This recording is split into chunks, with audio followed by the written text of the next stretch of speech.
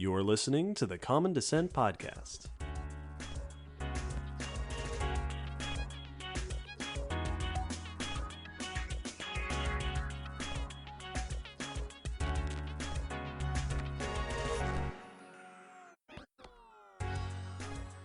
Hello, Will. Hello, David. Hello, listeners, and welcome to episode 131 of the Common Descent Podcast. This episode's topic is volcanoes. Ooh. A very exciting topic, a bit more geology for the people that like that, and also, totally by coincidence, a very timely episode topic. Right? This is the first episode we will be releasing after the major eruption that happened in Tonga. Shortly before this recording, and that is not planned. We picked this episode topic months ago, so that is a total coincidence. But we will talk about that particular series of events here in just a little bit. But the majority of this episode, we are going to, as with everything, come at the topic from a paleontological, deep-time evolutionary perspective. We will talk about what volcanoes are, how they form, how we study them in the past, and the relationship between volcanoes and life. Yes. How volcanoes interact with life today and what their storied history has been together across the history of life on Earth. As usual with the geo topics, I'm very excited to learn just a ton. I know more about volcanoes than I thought that I knew, but I now have a ton of great new information to share. This is going to be a lot of fun. For those people, by the way, who follow us on social media, we have a habit oftentimes of posting teaser images that sort of are a clue as to what the episode's going to be about, and sometimes they're more obscure than others.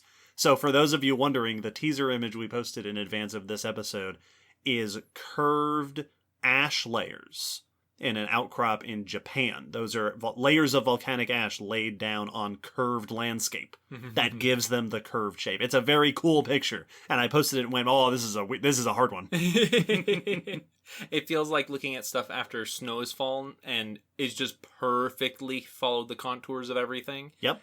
It's ash from an deadly mountain. shards of yeah. This episode not only is a cool topic, not only is unexpectedly timely, but as always was requested. This particular topic and subtopics within that we will discuss in more detail was requested by Catherine, Agnes, Milu, and Zabby. Thanks for the requests. Thanks, everybody. Oh, hey, speaking of requests, last episode was all about smell. Yes, it was. And you talked a whole bunch about the Jacobson's organ. Well, yeah. Well, turns out we had a request for Jacobson's organ from Jamie, which we neglected to say in the last episode. Oops. So sorry, Jamie. That our bad. We missed it. Yeah, every now and then things will kind of sneak by in the list Yeah. if they're not in the category we're expecting, or I didn't realize how much I was going to talk about the Jacobson's organ. Yes. So, very sorry. Jamie deserves requester credit for that. Absolutely.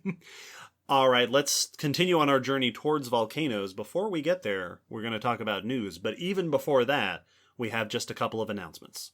As usual, our first announcement is that we have a Patreon. Our Patreon support from our patrons funds everything we do with the podcast. Hosting it, purchasing equipment, going on trips when we go on trips, all sorts of things like that. Our sincere thanks to all of our patrons.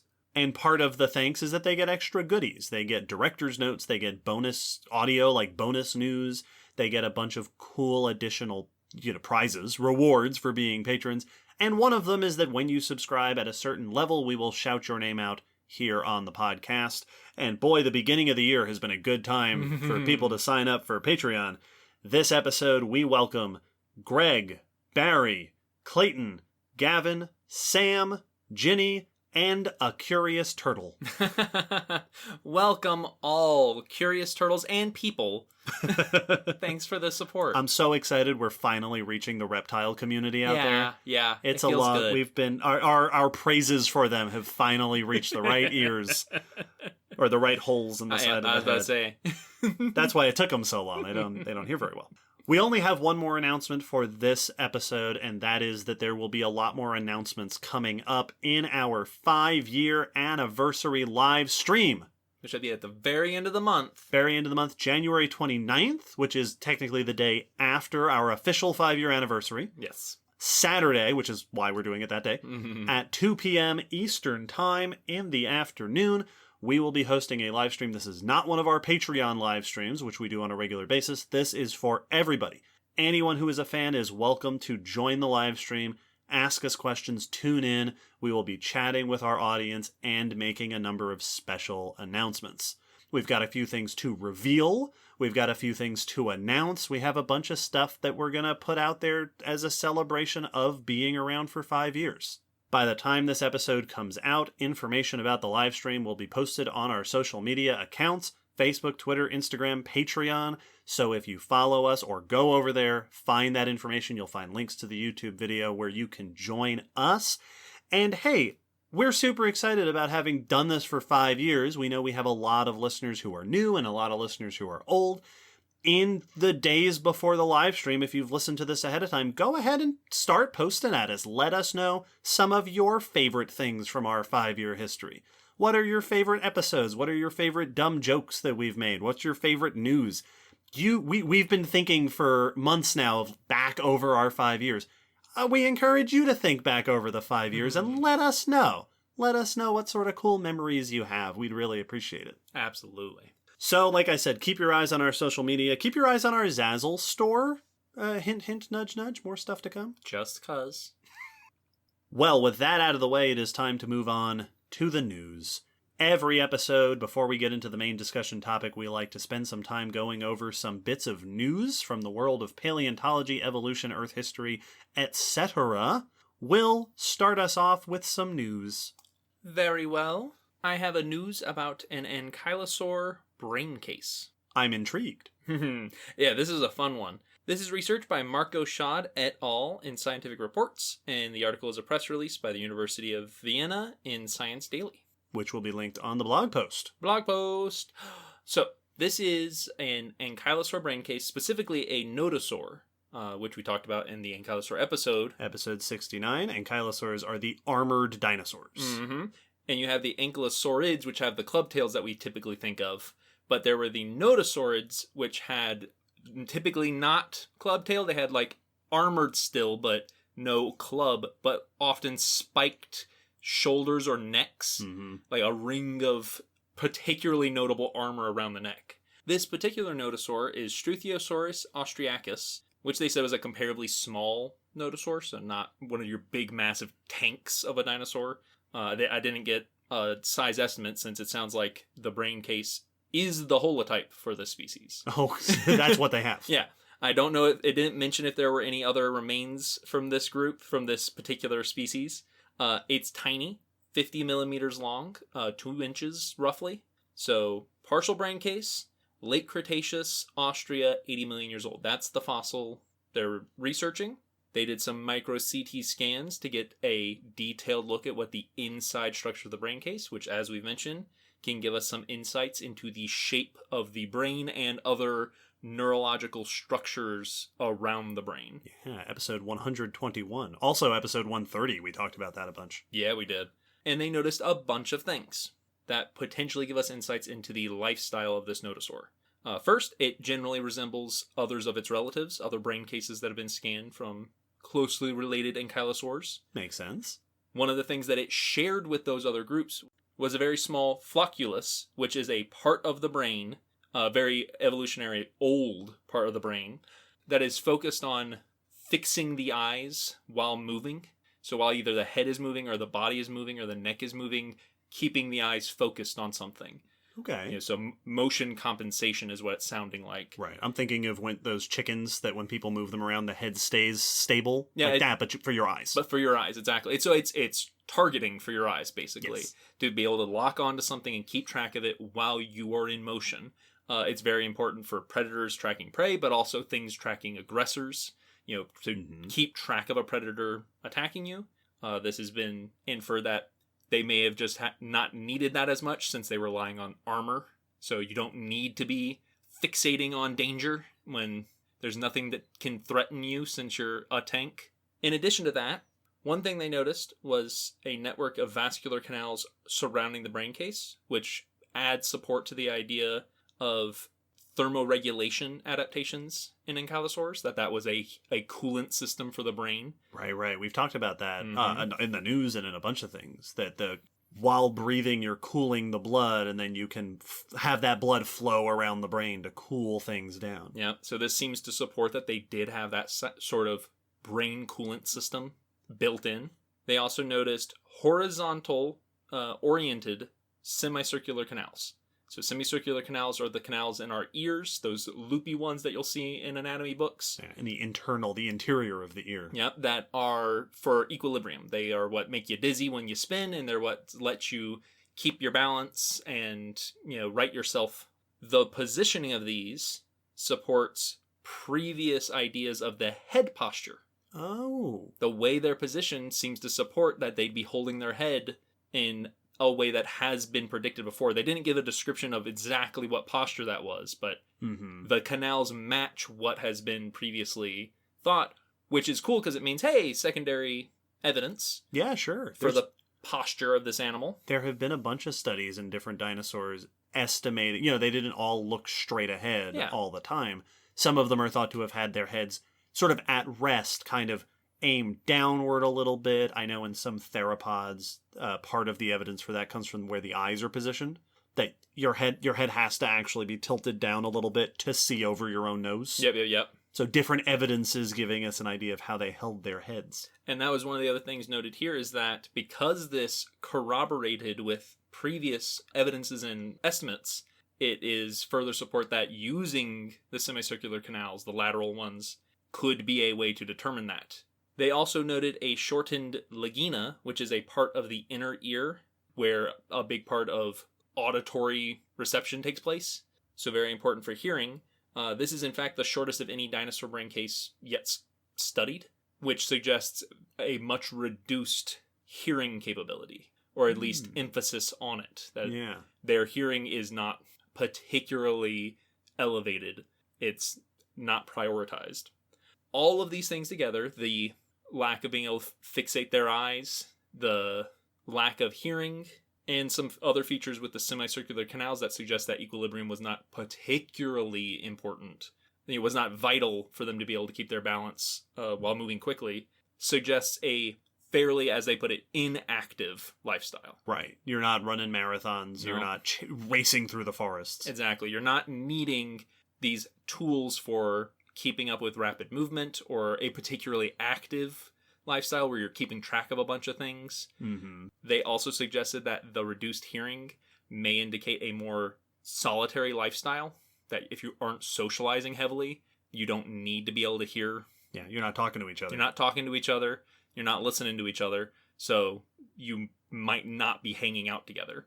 And so I think the news article, the press release had a type that was like, that they were slow and deaf. Yeah, I've seen a bunch of headlines for this one that were, ankylosaurs were sluggish and deaf. Yep. That seems a bit mean. It seems a bit more than what's actually suggested here, but yeah, they don't seem to be very quick on their feet or in their perceptions.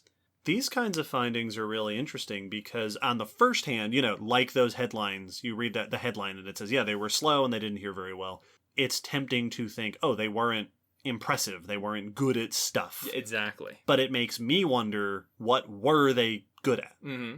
I would imagine an animal that is not potentially hearing very well and even maybe not seeing very well, at least in certain regards, probably was a really good smeller, for example. Now, maybe they were communicating with a sense of smell, right? The territorial sense, or finding food or stuff like that. Well, and the other thing that it makes me think is, like you said, it's very easy to draw the conclusion of like, this wasn't very good at being a dinosaur, was it? Like, you couldn't look at stuff that was while you were moving around. You couldn't hear much. You didn't have a great balance, or at least you weren't focusing on it. But what that says to me is either what were you good at, or you could afford to not be good at those things. Right. It's like a turtle. I was just thinking, because I was trying to think what animals today are like that. And I thought, I wonder, I don't know for sure about turtles, but I don't think they're known for hearing or visual capability. No, not that I know of. And because you don't really need to be. Yeah. It's when when not much can mess with you, Mm-hmm. and all you have to do is get from plant A to plant B And in your own time. in your own time, and no one can stop you from guess getting there unless it's a sauropod. Particularly tortoises. Mm-hmm. So now I'm really curious to know. Yeah. Because, like, I know rhinos are often talked about not having great senses of vision. You know, Mhm. comparatively, they can see. I don't know how their hearing supposedly I is. feel like there's got to be something to it since they've got those prominent ears. Like they're not They itty are bitty. prominent. I mean, they're they- like off the head and they're mobile. They are also fly swatters. Yes, that's true. So it may be more to do with that. Yeah. But Yeah. are they really good smellers? Like, Mhm. are rhinos also bad at seeing and hearing because they're rhinos? And what's all right? That's fine with me. Yeah, come at me. Your funeral. Well, you mentioned that fossil came from Austria. I've got a bit of news from Australia. Segway. Yes, that's right. We're getting better and better all the time. But while often we discuss news of new fossils, well, we discovered a new fossil, or like yours, we've re-examined a fossil. This is a report on a new fossil site, Oh, and an exciting one. that I'm excited just because of new site. Yeah. Whoa. This is research by Matthew McCurry et al. In Science Advances, and we will link to an article in National Geographic by Michael Greshko. The new site is known as McGrath's Flat. It is in New South Wales, which is in southeastern Australia. It is named for Nigel McGrath, who first found the fossil, originally leaf fossils, in his fields. The site preserves a rainforest ecosystem from the Miocene, estimated at between 16 and 11 million years old. All right. The new paper compiles a bunch of research that the researchers have done, basically introducing the site. Say, we have studied the site, here is what we're finding, here's why the site is exciting, here's what's going on here. It is exciting mainly for two reasons. Reason number one, it is an exciting time period. During the Miocene, Australia, along with the rest of the world, was getting drier, and as that happened, it eventually lost its rainforests. These rainforests, these sort of moister, more moist environments, became diminished and gave way to the grasslands, shrublands, and deserts that we see in a lot of Australia today. But there are not many fossil sites in Australia that document this transition. We have a bunch of information about afterwards, that's what it's like today, but we don't have a lot of information about what Australia was like before this transition. This site shows us one of those moister, lusher environments. The other thing that's really exciting, and the reason that it's made the news with lots of pictures, is that the preservation in this site is fantastic. The authors have announced it as a Conservat Lagerstätten, which means really, really great preservation. Right? Other Lagerstätten sites include the Burgess Shale. They include the Solnhofen limestone places. I think the Solnhofen limestone places where the preservation is fantastic. Exceptional. At this site, they document a rich diversity of microfossils, plants, invertebrates, and vertebrates.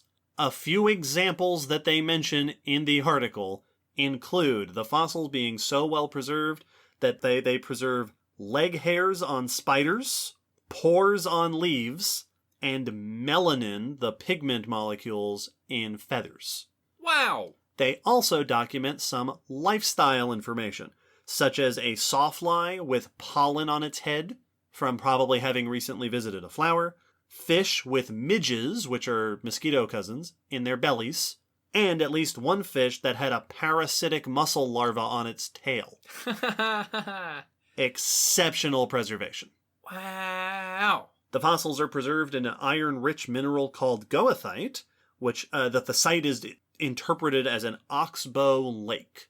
So an oxbow lake is what happens when a meandering river, so a river, as a river gets older, what tends to happen is it goes from being a straight path to a sinuous, curving back and forth path. Yeah, as it erodes the banks in a snake-like pattern. Yep. Eventually, what can sometimes happen is that one of those bends becomes so far off to the side that it eventually gets cut off from the rest of the river and becomes a little separate body of water, an oxbow lake. This is thought to be one of those where nearby basalt deposits, hey, that's a volcanic rock, Hey. would dissolve into the water and provide iron. And then every now and then, that iron would end up being deposited in these layers of iron-rich minerals that preserve these fossils. It's Gothic, baby. A couple other cool notes that were mentioned in the article that I thought were amazing.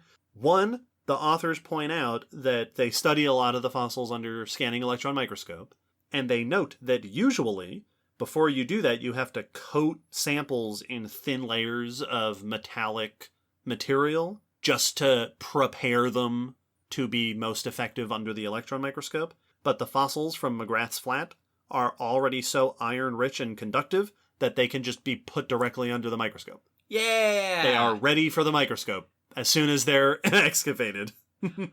And they made another really cool note that and this is all preliminary, so, there's going to be more research. They have reason to think that the lake's deposition cycle might have been linked to seasonal monsoons, in part because they found a number of insect fossils of types of insects that tend to only be active in the spring and summer. Okay. And they've found a bunch of flower fossils that seem to have become fossilized before they bloomed. Oh. So this site might be capturing a particular time of the year. Yeah. Over and over again. That's really neat. So a very cool, new, exciting fossil site.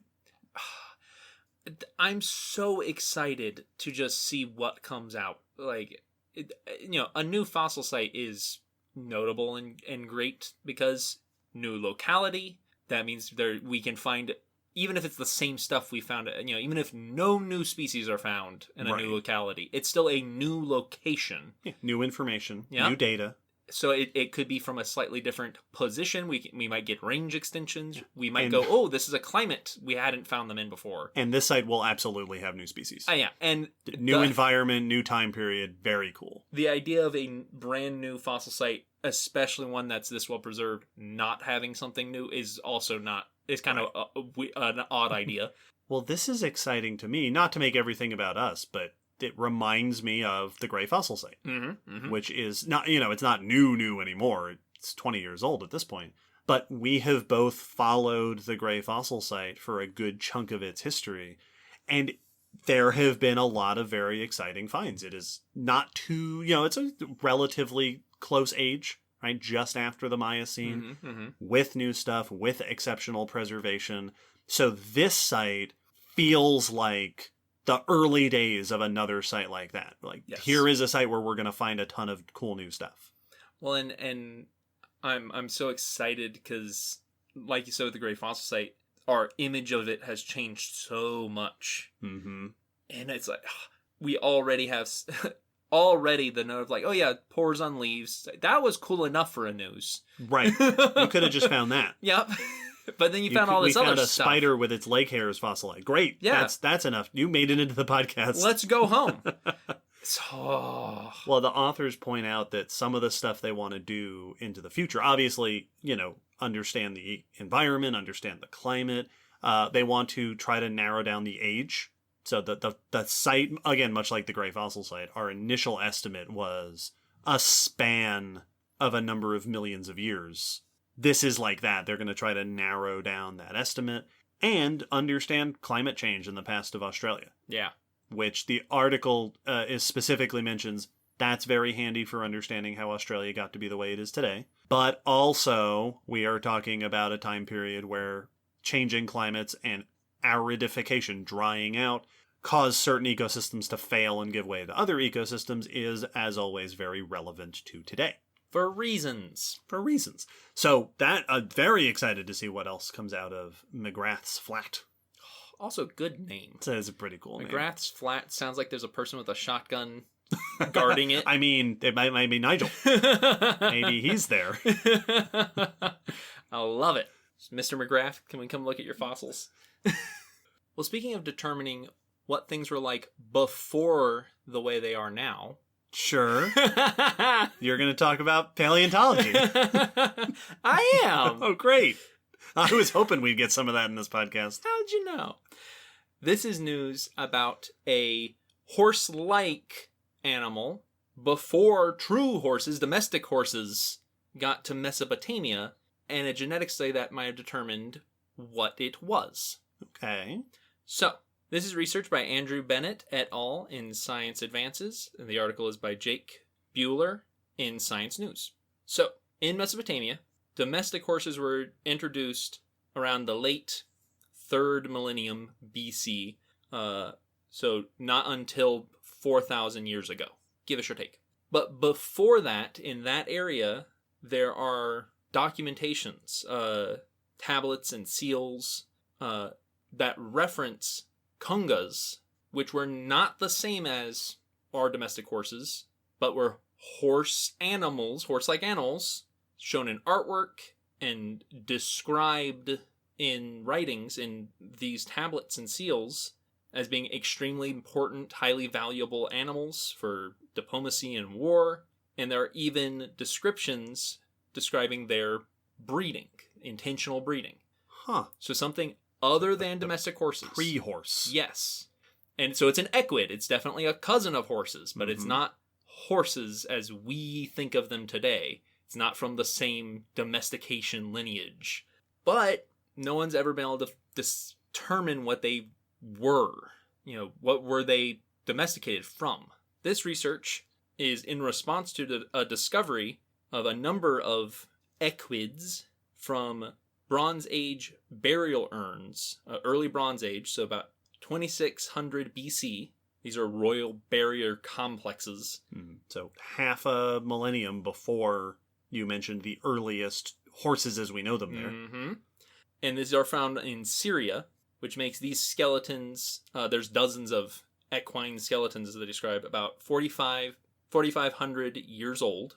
And the physical features don't match any known equines, horse or horse relatives that we know of today. So it's been interpreted that these are congas. Okay. That these are weird horses from the places that we're talking about weird horses. Exactly. So these seem to be some of those horses. So they did some genomics. They studied the genes of one of these specimens, another ancient specimen of a Syrian hemipi, which is a specific type of Asiatic wild ass, which as a species went extinct. It was a subspecies that went extinct in 1929. The last individuals died out then. And they compared that with genetics of horses and donkeys. And they found that if these are indeed congas, they were F1 hybrids, meaning they were first generation hybrids between female domestic donkeys and male hemipes, which makes this the earliest evidence of human hybridization, like of human-led domestic hybridization. The next oldest is from 1000 BC, a mule in Anatolia, reported by the same group of researchers. Interesting. And mules being hybrids of domestic donkeys and domestic horses. Yes. So this was a wild ass and a domestic donkey hybrid. Yes. Their thinking is that the congas may have been created for warfare, because they were noted as being valuable for that.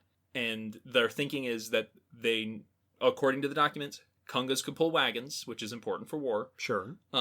Which is good for the donkeys. Donkeys are great at that.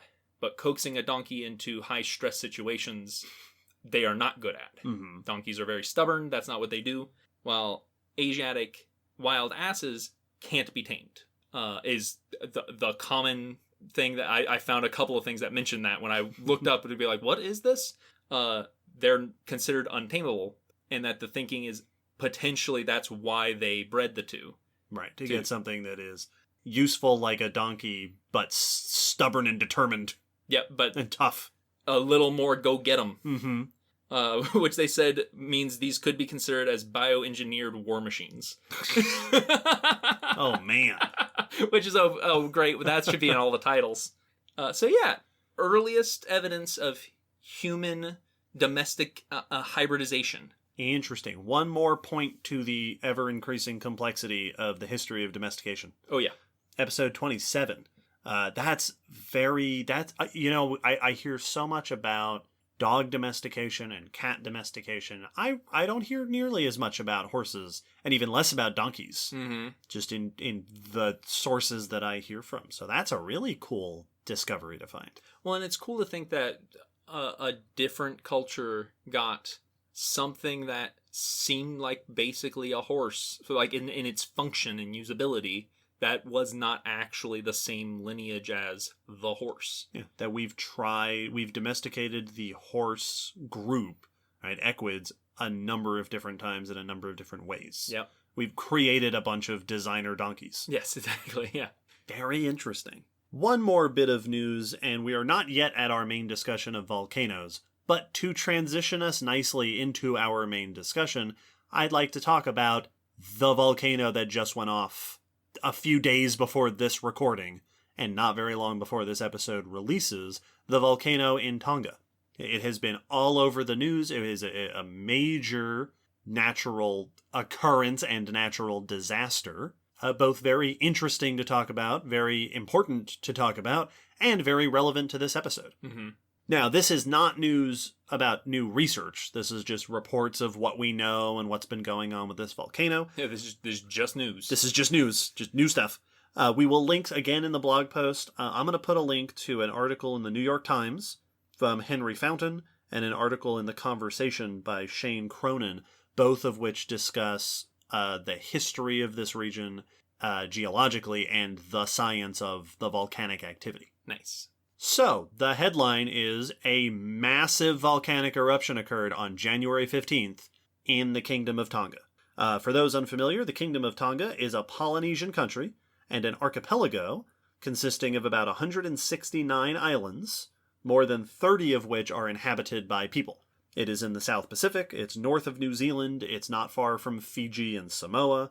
The population of the kingdom is estimated at a little over 100,000 people. The volcano in question has a long name, and I think the proper-ish pronunciation is something like Hungatonga Hungaha'apai. All right. It is named after the two islands that are part of the volcano. More on that in a second. I'm not going to say the whole name again, just in case I'm butchering the pronunciation. Thank you to Jonathan on Twitter for helping me track down a recording to hear how that is said. The volcano itself features a large caldera, so that is a volcanic crater, that is about 3 miles or 5 kilometers wide underwater. It's about 150 meters, 500 feet underwater. Previous eruptions have created small islands near the rim, or on the rim of the caldera. Those are the two islands, Hungatonga and Hungaha'apai. There are significant eruptions noted back in 2009, and then again significant eruptions in late 2014 into early 2015.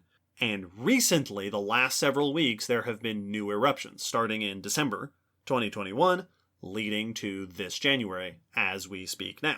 The big eruption happened on January 15th. I first became aware of this eruption when I was scrolling through Twitter and came across a GIF of the satellite image of the eruption cloud. Oh, I haven't seen that. It was caught on satellite. It's incredible footage. This was a massive eruption. According to Tonga Geological Services, the maximum extent of the eruption cloud was a radius, so distance from the center, of 500 kilometers, or 300 miles. Oh. The ash plume went at least 30 kilometers or 20 miles high. The explosion itself created tsunamis across Tonga and the Pacific, including parts of East Asia and the west coast of the Americas. Alaska and California, I believe, recorded some tsunami activity. And the shock waves from the explosion bounced all around the atmosphere, all around the world, triggering more tsunamis, smaller tsunamis in the Atlantic, the Mediterranean, and the Caribbean. People in New Zealand reported hearing the explosion over 2,000 kilometers away from the volcano. Oh. This was huge. This is enormous. This is a massive volcanic eruption. It is being compared most commonly to the eruption of Mount Pinatubo in 1991, and as being cited as the largest eruption since then. This is the biggest volcanic eruption in the last 30 years. We're gonna get into this, because that's what this episode is titled. Mm-hmm. The scale and power is it's hard to actually comprehend. Yeah. Like, it is difficult for a human brain, my brain at least, Your human brain. to wrap itself around and really accept that, like a 300-mile radius cloud, that is so, the area of that is hard. It's like the state of Pennsylvania. Like, what are you? Ha! I think the radius is the state of Pennsylvania. If I remember the size of Pennsylvania off the top of my head. Well, and the thing that gets me, because there are similar tales from Krakatoa's explosion back in the late 1800s, of people thousands of kilometers away heard the explosion. Yeah. That's like if something blew up in Maine and people heard it in Florida. Yes. That's mind-boggling. It's hard to picture that these things can happen, and it's okay. Like, the Earth's not currently right. Well, it's okay for the Earth. Yeah. It's like, but like that. This is just something that happens. This is not a sign of the apocalypse. Exactly, of like the whole planet. That this isn't like, oh, something must be drastically wrong with the ocean if this is happening. Well, indeed, geologic deposits indicate that this has happened before. This particular caldera last erupted this big in 1100 AD. Oh, okay. So 1,000 years ago, this went off. This particular explosion is thought to have been exacerbated by the fact that it is in shallow water. If an eruption like this had happened in deep water, the water pressure would have contained some of the eruption. In this case, the shallow water just meant that magma met water and created steam. Yeah. Which probably expanded and exacerbated the blast of the explosion. There has been a lot of discussion about impacts. There has been a lot of talk about, Pinatubo and Krakatoa, both of which were similar-sized eruptions, and both of which had long-lasting climate impacts. Oh, famously, true. Pinatubo and Krakatoa both put enough sulfurous gas, sulfur dioxide, into the atmosphere to block enough sunlight to drop global temperatures a little bit for a few years. Wow. So far, geologists don't expect this to do the same thing, just because there wasn't that much sulfurous content. From what we can tell, it was much lower in that content. Not expected to alter climate long term, but it might very well alter weather patterns. Yes. Especially in the region. The islands themselves on the caldera do not seem to mostly be there anymore. Which is not uncommon in volcanic eruptions. Yeah. That's where the explosion happened. But still. And the atmospheric effects are expected to potentially cause some interference with, like, GPS systems and radio communication, because it's filled the atmosphere with both physical things and shockwaves bouncing around. Good point, yeah. Now, as usual, so far, we've talked a bunch about the science, and it is fascinating, and it is amazing, and it is incredible science, and the 2 articles I'm going to link to in the blog post are very science-focused, but it would be irresponsible of us to talk about this just in oohs and ahs. People live in Tonga. Yeah. There are people who live in the islands and people who live nearby, and so far, there isn't a ton known. This happened just a few days before we're recording this. There is plenty of information still coming in. This will continue to update as things become clearer. Not much is known about the extent of the damage from this eruption. Ashfall has occurred all across the region. Tsunamis, of course, have occurred, and between the 2 of those, there is significant damage recorded across the nation of Tonga. At least 100 homes have been damaged. I saw a couple places reporting that a good 50 homes have been destroyed completely. Underwater communications cables were damaged. Oh, right. Which has made it harder to get information, and the airports in Tonga are shut down. And that's because of ash, because ash will really mess with airplane engines and such. Also, visibility. That's not a good thing to fly in. When your air is full of particulates. Tiny pieces of glass. It's not a good time to try to travel through it. From what I've seen, I've only seen reports of 3 deaths associated with the tsunami waves in the region. But it should be noted that with communications limited and with airports shut down, And given that there are a bunch of islands there that seem to be more isolated, these are smaller communities, there is a very good chance that this understanding will change. Yeah. That we might learn of more deaths and more destruction as time goes on. It doesn't seem, Pinatubo and Krakatoa and a lot of previous eruptions are famous for death tolls in, the thousands. Mm-hmm. This does not seem, hopefully, to be a similar event. But there has been damage. There have been casualties from this event. And it will continue to develop.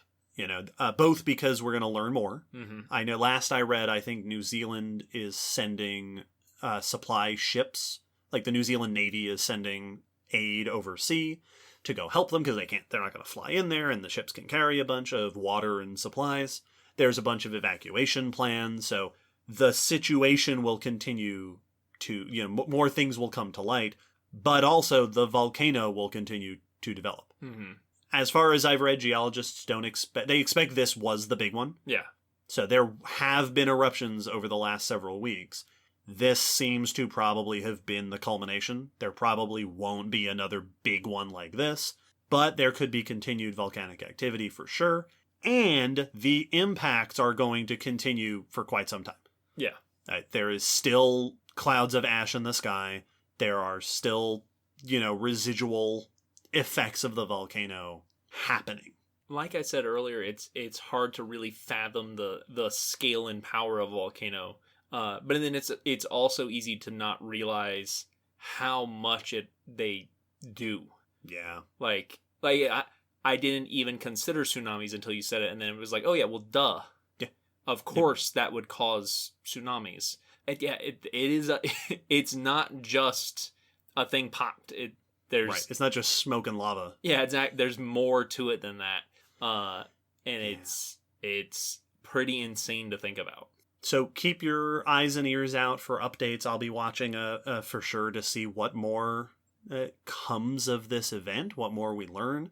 This is, I think that I was really happy to be able to include this in the episode because not only does it lead us nicely into the topic of volcanoes, but it's also, before we get into the discussion, it's a really nice reminder that there is a conundrum I find when it comes to natural disasters, that as scientists and as people who appreciate Earth systems and as people who are just in awe of the planet that we live on, there is this tendency to ooh and ah, to go, wow, tsunamis and earthquakes and hurricanes and volcanoes, these are so cool. Wow, the power involved and the event, how amazing, how cool, how fantastic.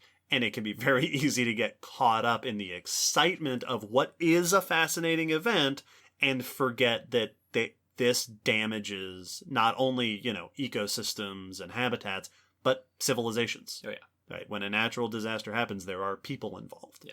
So as we move into the rest of the episode, we're going to start talking about volcanoes, and we're going to talk about volcano history and how volcanoes work. And we're going to be mainly talking about science. We're going to mainly be talking about natural ecosystems. We're not going to talk a ton about people impacts, relatively speaking. But it is important to remember that while we're talking about, lava and ash clouds and pyroclastic flows and tsunamis, to temper our excitement a little. Yeah. Just a little bit, that, these are things that have impacts on people. Yeah, that though it is a fascinating geological occurrence with really interesting science to discuss, for many people it was a tragedy. Yes. And that's one does not negate the other. Yep. Both are true, but both need to be remembered. So from this, we can now zoom out to the broader subject of volcanoes. We'll talk about volcanoes through time. We'll talk about volcanoes today, starting with the big question of what are volcanoes? What was the thing in the news you just talked about? What is that word you keep using? We will talk about definitions, formations, structures, and so on as we start our discussion after this short break.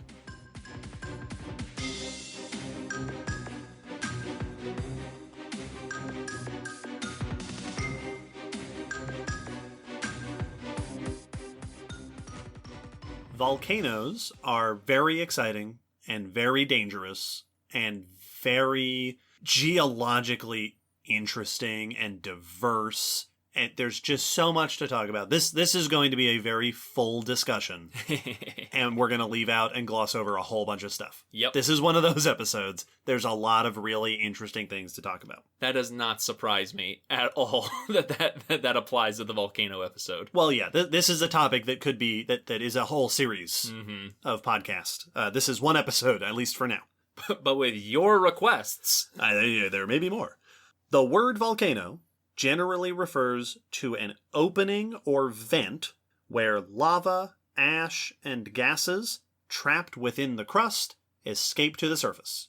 Often the word is used specifically to refer to a mountain that is a place where that happens, but it doesn't have to be.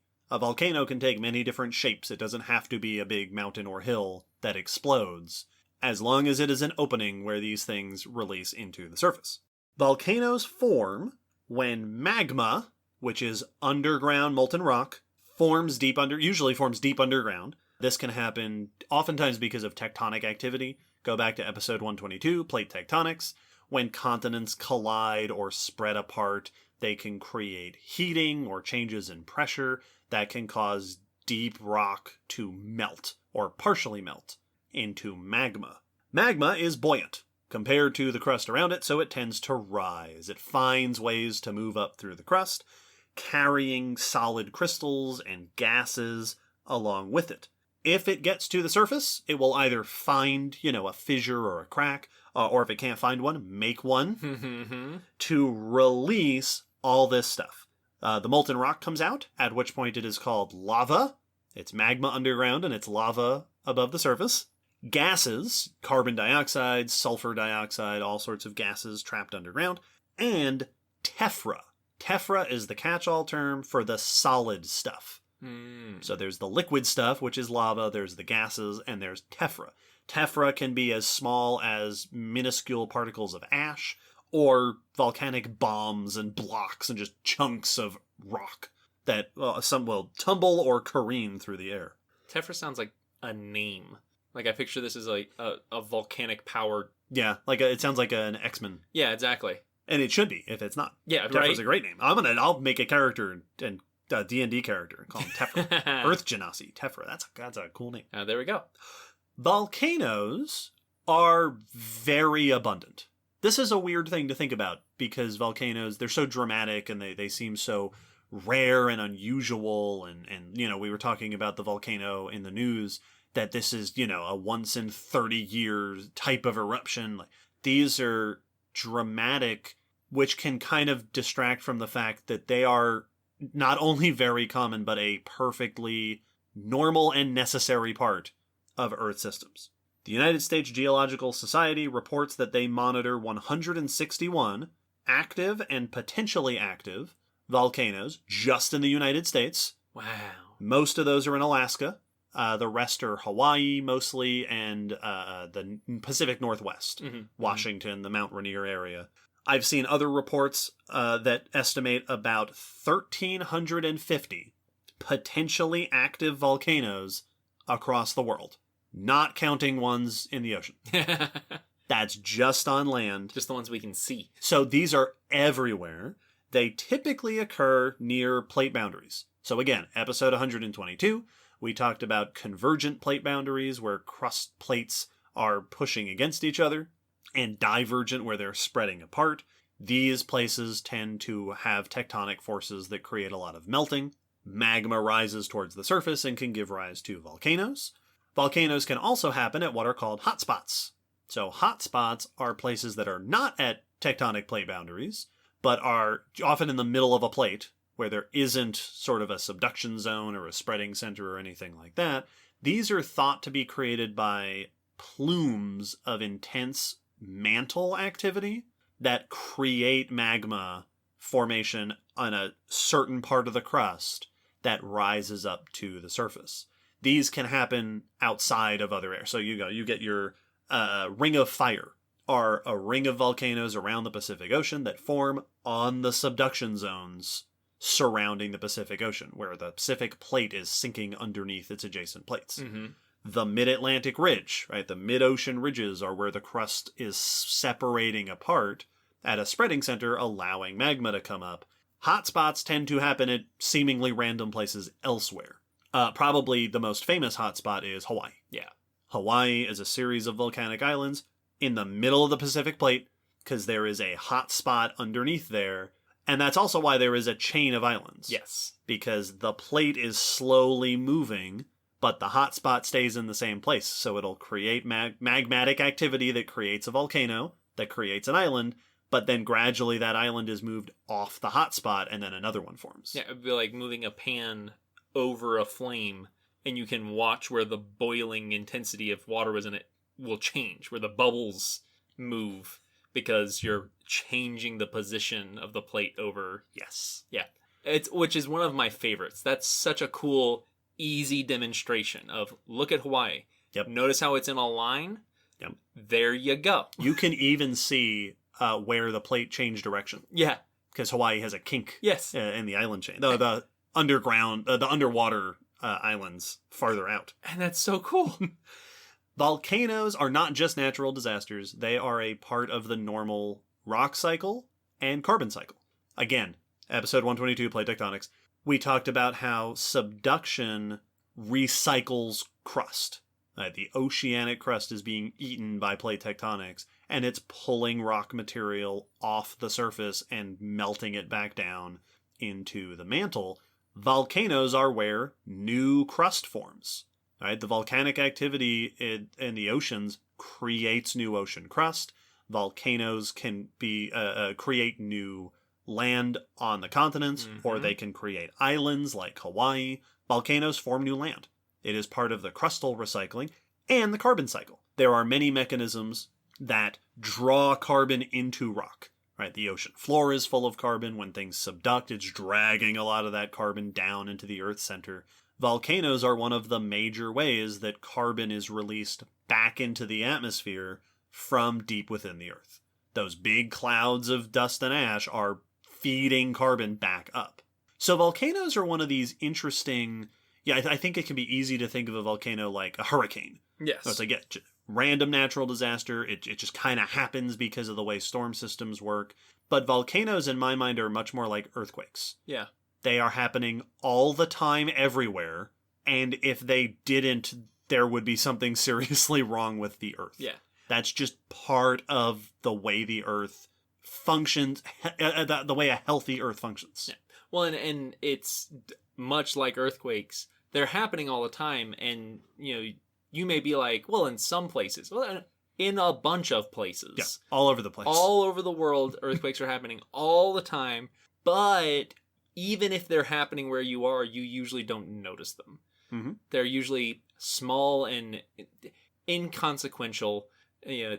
I've slept through ones before, and I walked through one and didn't notice it. The one that happened here when we were in grad school. Yep, same. I was walking when it happened, so I didn't feel it. That's how inconsequential it was. Since there wasn't a building around me for me to notice it doing stuff, I couldn't feel it. The volcanoes, like, if stuff's coming up from the ground, that counts as a volcano. Most of them just aren't making big displays. Well, and even, we talked about the Tonga volcano in the news. That had been erupting on and off for the last couple of decades. Mm-hmm. And even the last several weeks, there were notable eruptions, but nothing so big that it was... global news. Yeah, no one was worried about it. Until the one where it was worrisome. Yep. Hawaii is erupting right now. Yeah. So volcanoes are just a normal, everyday occurrence on our planet, which is weird to think about. It's usually a bit more benign than what you picture from movies and all the paleo art that just has them in the background. Volcanoes are very diverse, and just like anything else, scientists have come up with methods of classifying volcanoes. Now, there is not one way to classify volcanoes. There are a bunch of different criteria. You can use the shape of a volcano, you can use the way it erupts, you can use its setting. The classic image of a volcano is as a mountain that builds itself. Yes, they agreed. Typically, you may have heard of the 3 kinds of volcanoes. There are not just 3 kinds of volcanoes, but I will go over the sort of classic classroom 3 kinds of volcanoes. The one from the Bill Nye the Science Guy episode. That's the one. Composite volcanoes, also called stratovolcanoes, are cones, big tall cones, built of layers of alternating lava flows and ash layers. Mm-hmm. So a volcano erupts, letting out lava. Lava is molten rock. And once it's on the surface and it stops moving, it cools. And when it cools, it forms igneous rock. Lava and magma form all sorts of basalt and diorite and andesite and granite and all sorts of igneous rocks. So lava flows will eventually cool into layers of rock. Ash that is released out of a volcano will eventually settle and form layers of ash or mix with other stuff and form new layers. So a composite volcano is a volcano that releases lava, cools on its sides, and then ash falls down and forms a new layer, and then each new eruption adds new layers to the volcano. So if you cut a composite volcano in half, you see these alternating layers of lava, cooled lava, and ash over and over again. These tend to form very relatively steep cones. They are very common. This is one of the most common on-land volcanoes, and they can be very dangerous. A few famous composite volcanoes include Mount Fuji, Mount Pinatubo, and Mount St. Helens, just to name a few famous dangerous ones. Shield volcanoes, another classification, are formed very similarly, but they're mostly lava flow. Yeah. Not a lot of those intermediate ash layers. And so you just get these wide lava flows that cool into layers on the landscape, building up much more slowly and broadly atop each other. So shield volcanoes tend to form big domes. They tend to be very flat. And in fact, oftentimes a shield volcano can be miles across. Yeah. Because it's just a big, gently sloping dome. The Hawaiian Islands are full of shield volcanoes. So Kilauea and Mauna Loa, the big volcanic islands of Hawaii, are shield volcanoes. Makes sense. And then the third classic type are cinder cones. Cinder cones are the other end of the spectrum, mostly formed out of the solid rock material that comes out. So they're crumb volcanoes. They are built of crumbs, fragments, cinders, as they are often called. See, right now I'm picturing layer cake, pound cake, crumb cake. There you go. Just like that. Cinder cones can often grow on other volcanoes, because a volcano is often not a single vent. It can have side vents on the slopes. I think Mount St. Helens is an example of one that exploded on the side. Yep. At one point when it erupted. But you can also get cinder cones separate. The most famous cinder cone, perhaps, or at least the one I know most about, is a cinder cone that formed in the 1940s in Mexico called Paricutin, which is the cinder cone that showed up overnight. Oh, yeah, I have heard about that. This is a vent that opened in a cornfield in Mexico, and it erupted for a while and then started erupting cinders out and reportedly grew a 50-meter tall volcanic cone in a day. Showed up and then erupted for a while. It shouldn't be possible to have a volcano come around that quickly. That just shouldn't be allowed. I remember there was a day a long time ago, I think this was in grad school, where a bunch of us were discussing the movie Volcano with Tommy Lee Jones and etc., where a volcano suddenly shows up in the middle of Los Angeles. And one of the criticisms that would come up was like, well, yeah, and also it's ridiculous of a volcano just popping up in a day.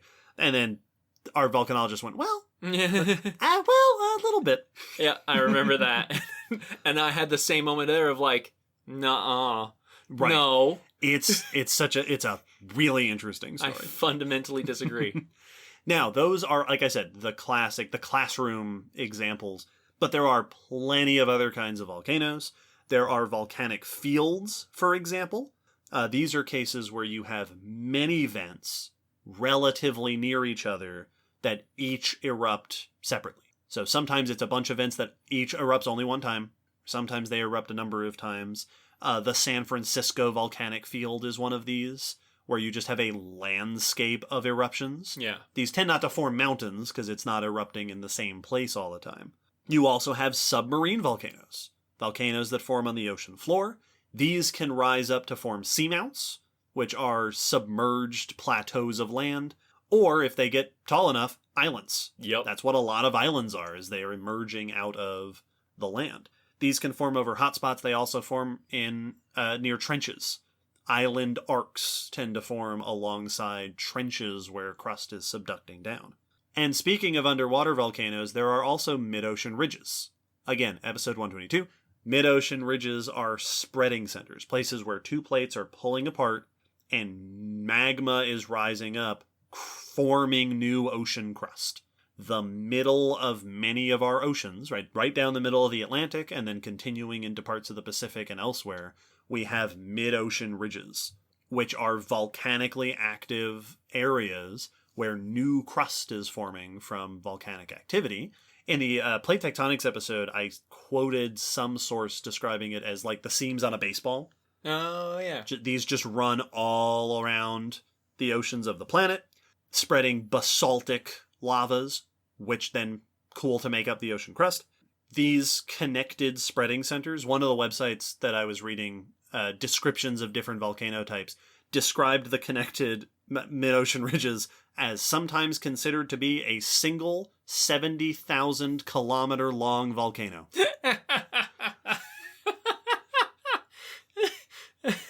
That's terrifying. It is. It's amazing.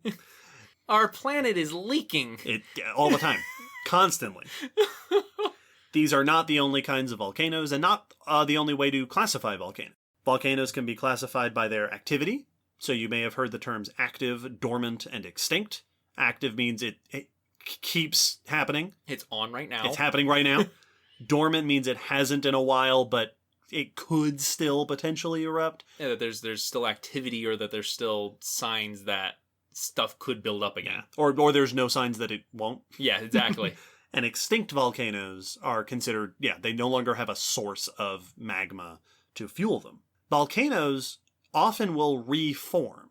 So not only can, if a volcano erupts and destroys itself, which often happens, it can then grow again because the magma source is still there. Yeah, if it hasn't emptied out. It was destroyed by what's making it. But in cases where, like hotspots, once the volcano itself, the vent moves off of the hotspot because of plate movement, the hotspot's still going, so eventually it will form another vent. This is, again, why Hawaii is a chain of islands. Also leads to one of my favorite examples of this, Krakatoa. The island of Krakatoa, I believe, is Krakatau. And Krakatau erupted in 1883 and destroyed the mountain. Mm-hmm. Krakatau did not survive the eruption of the volcano. But the magma source fueling that eruptive activity is still there. And several decades later, a new island began to form a little bit elsewhere, fueled by that same magmatic source, into a new volcanic island, which the locals call Anak Krakatau, which means the child of Krakatoa. Oh, man. Which is great. And we're going to make a not quite as good sequel movie. A B movie sequel. It'll come out the same year as the original. That's pretty... The son of Krakatoa. Well, it's like... I always knew that that's how hotspots worked, and the hotspot moves and it makes a new island, in between it's also doing stuff, but finally, eventually, another island will pop up. Mm-hmm. But I never thought about it, there being the potential that the other one could break, could be destroyed before it moves on. So the island moved, kinda. Yeah.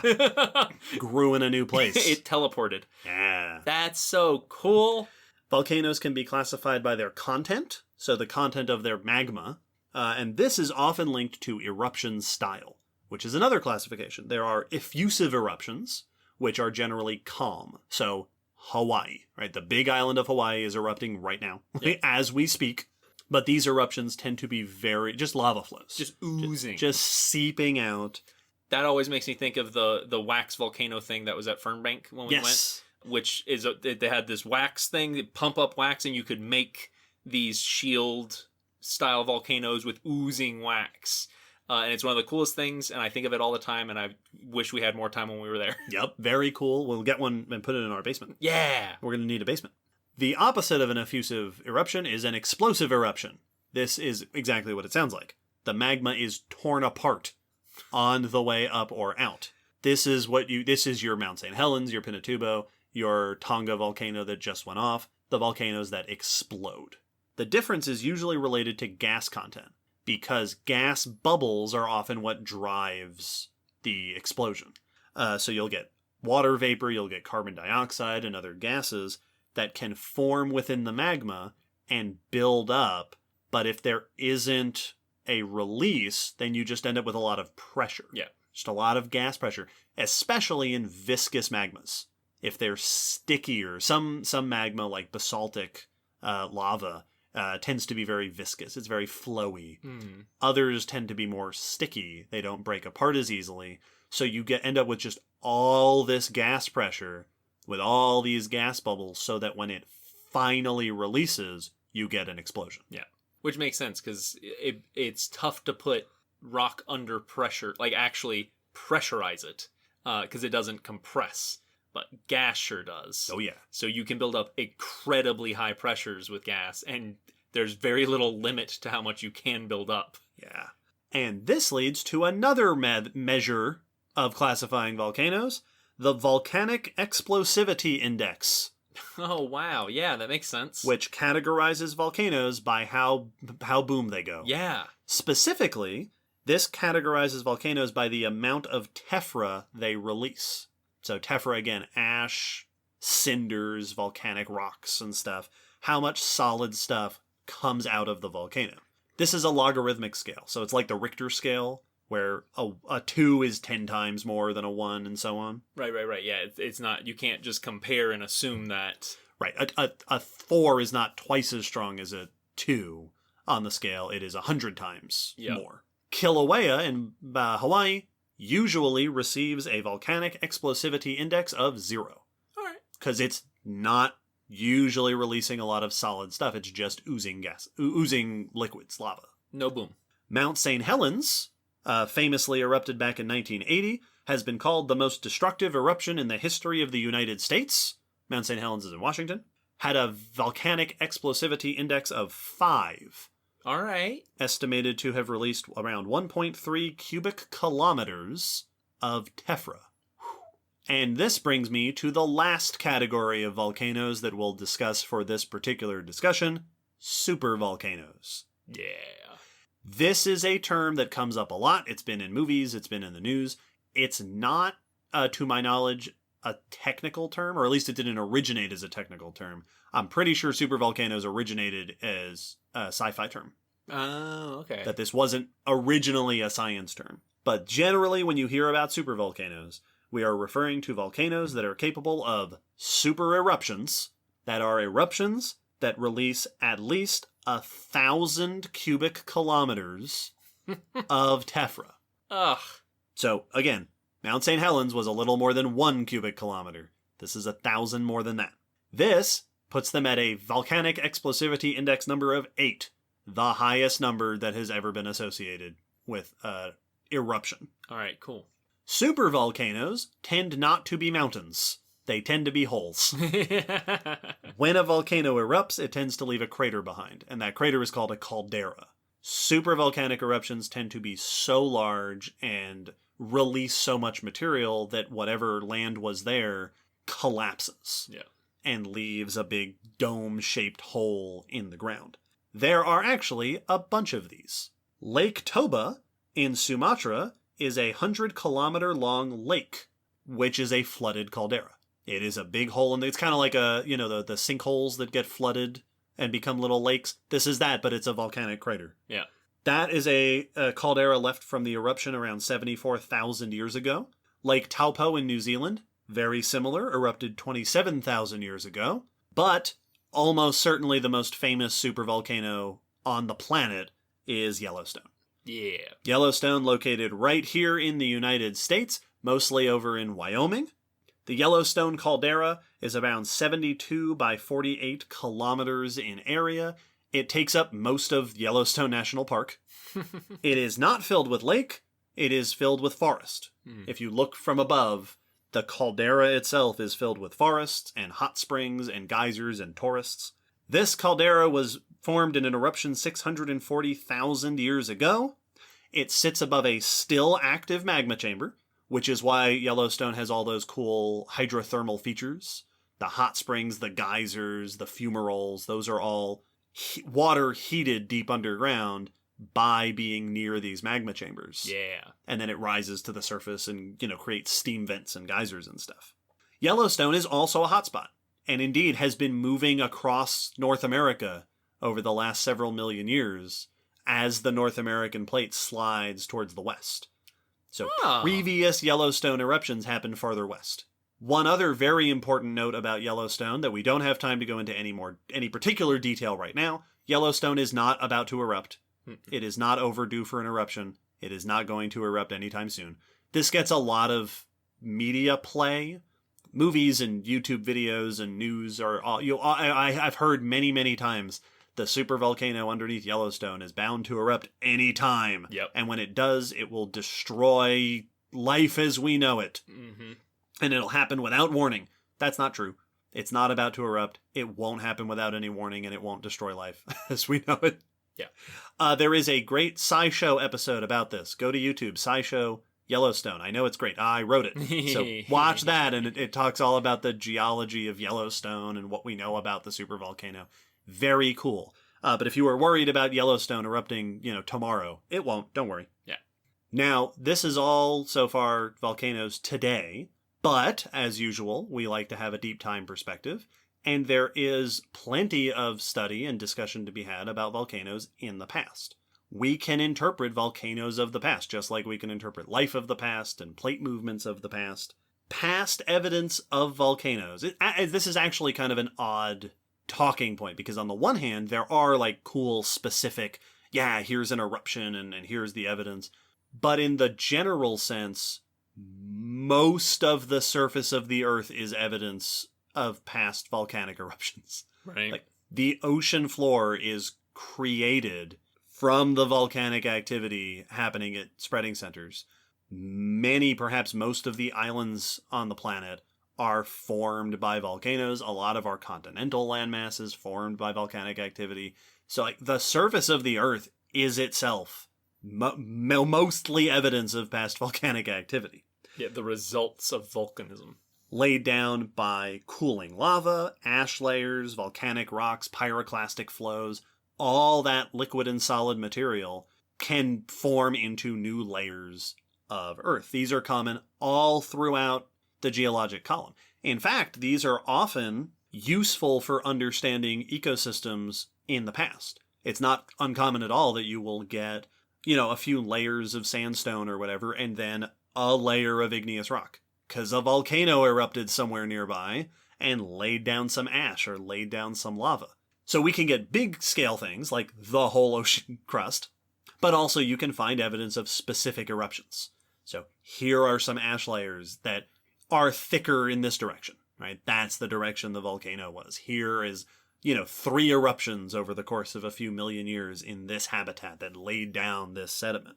What's very cool about these kinds of things is that when volcanic rock forms, it tends to trap information. So in the plate tectonics episode, we talked about how the different parts of the ocean floor contain paleomagnetic information that can give us clues as to the spreading history of the oceans. The minerals inside volcanic rocks can indicate conditions of the magmas that formed them. So we can get information about the temperature of the magmas and the water content. What kinds of minerals are there can tell us what kind of magma it was. The kinds of ash and such can tell us if it was explosive or not, or how explosive it was. We can learn fascinating bits of details about volcanoes.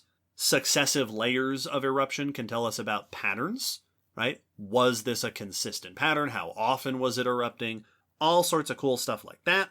These are also typically really good for dating.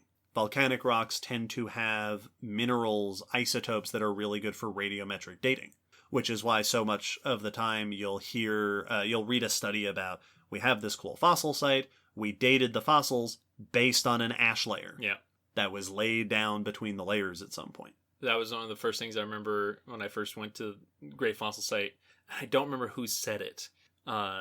It was one of the professors, may have been Sean, but it someone there we were talking about the age, and they were like, yeah, it's a real shame a volcano never went off Right. while this pond was here, because that would have really helped us out. Yep. And that was the first time I learned how crucial they can be. Volcanoes are often identified by their byproducts. In the past, lava, ash, but also their effects on the ecosystem. Certain materials, like mercury, can be identified in water or in soils that can be sourced from volcanoes. Atmospheric changes can be linked to volcanic eruptions, rises in carbon or sulfur in atmosphere, proxies in the past. Also, of course, like in the examples I listed before of supervolcanoes, calderas, right? Toba and Taupo and Yellowstone have a pretty obvious bit of evidence is that there's a big old hole right here where a volcano once blew up. Something happened. This kind of evidence is also how we study, for example, Yellowstone's history.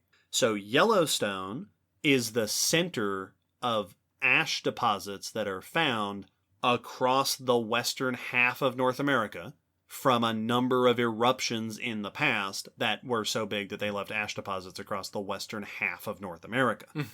We know from those deposits, for example, that Yellowstone erupted 2.1 million years ago, 1.3 million years ago, and the latest big eruption 640,000 years ago.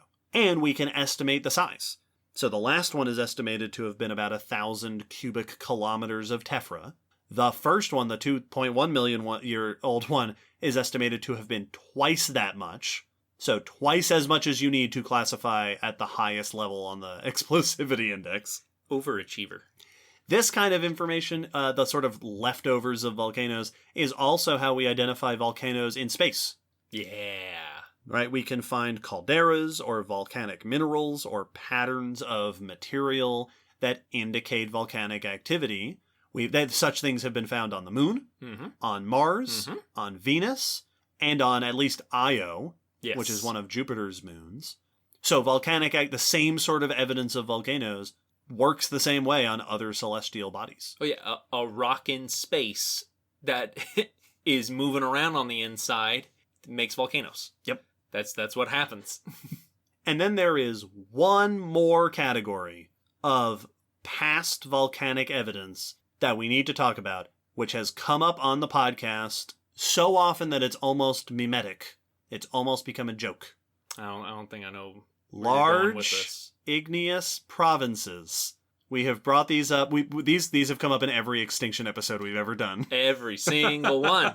Let's finally, after mentioning them so many times, a little zoom in on what actually is a large igneous province. It's almost tempted to be like, but that's for another episode. That's its own episode. If you want that, you need to request it. You better request it 10 times. Right there in the name.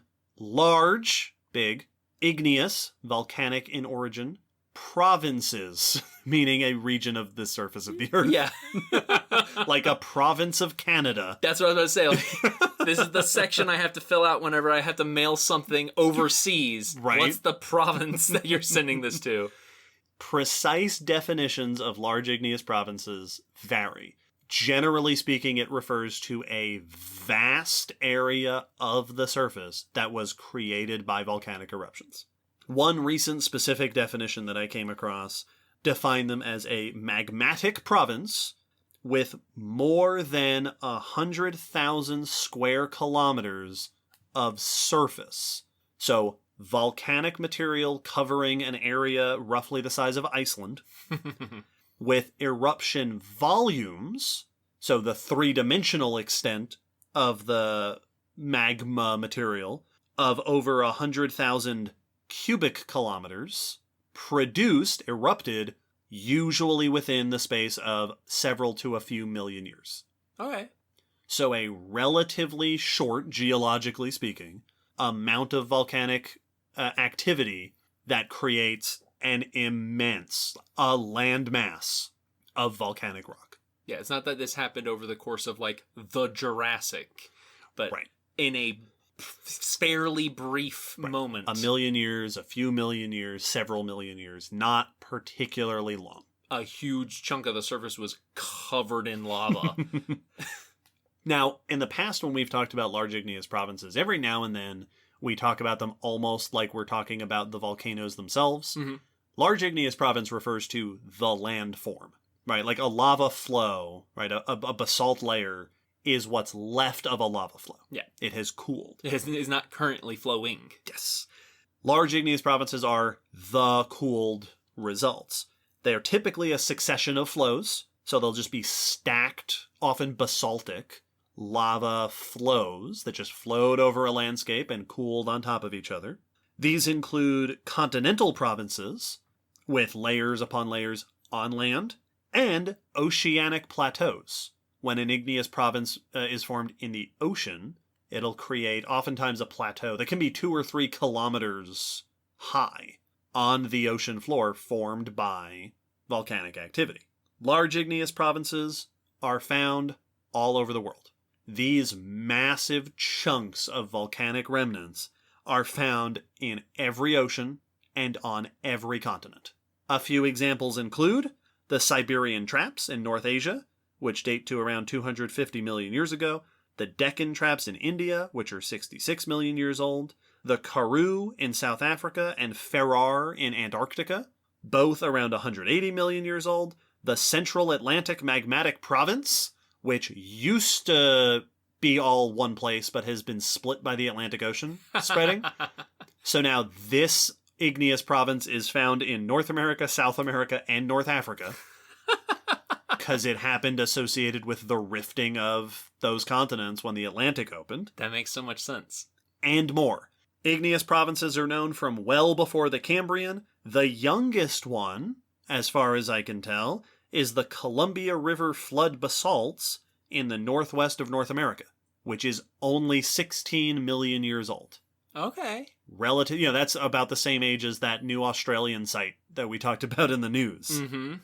Large igneous provinces often include surface flows and deposits, as well as underground networks. So you'll get dikes and sills and the cooled remains of magma moving underground. And then on top of that, the stuff that extruded onto the surface. Large igneous provinces are often associated with mantle plumes, hotspot volcanism, sometimes with rifting zones, and once again, like I said earlier on, that it's weird to think of volcanoes as being common because they're so dramatic. Large igneous provinces are extremely common. Yeah. I did not find a definitive list of how many are there on the planet today. Part of that is because the definitions, I think, vary a little bit. I found a taxonomy of large igneous provinces that was recently proposed for how to categorize them. Yeah. But I have seen dozens discussed of continental large igneous provinces, and I did find a list on Wikipedia, so, take that as you will, that listed 184 oceanic plateaus. Wow. Evident today, comprising a total of more than 18 million square kilometers area of either ocean floor or former ocean floor. Some of these have accreted to continents. Yeah.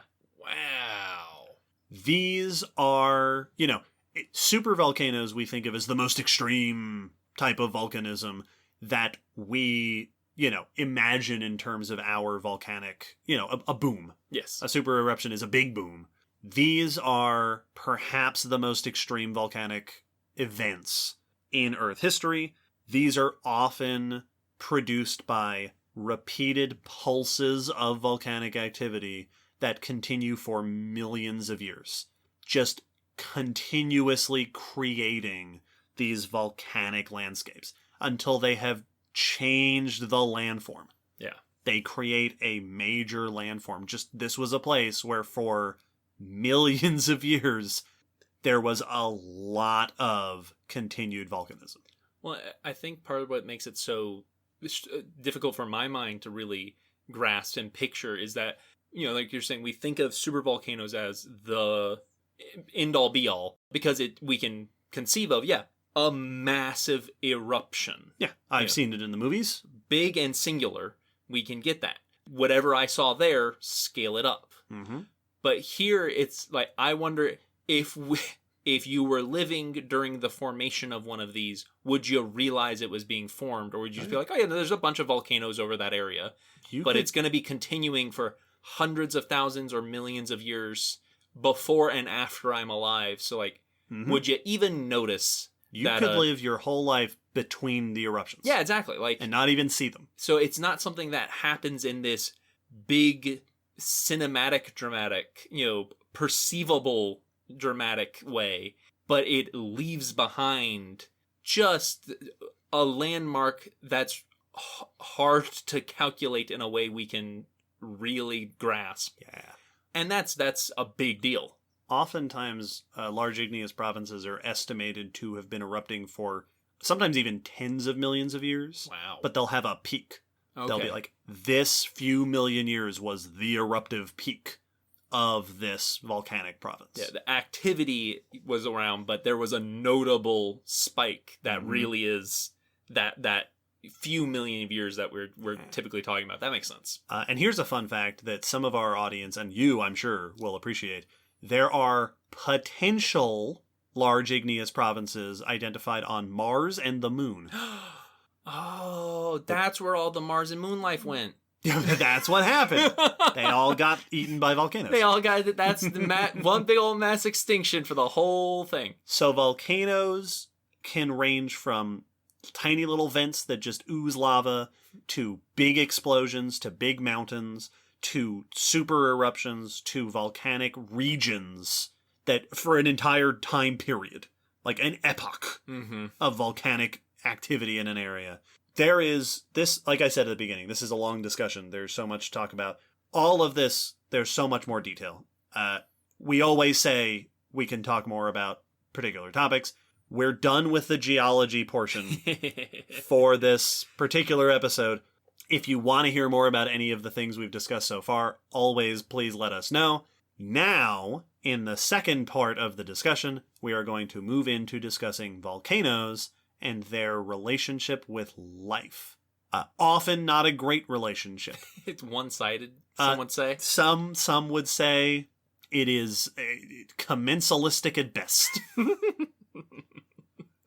More about that after the break.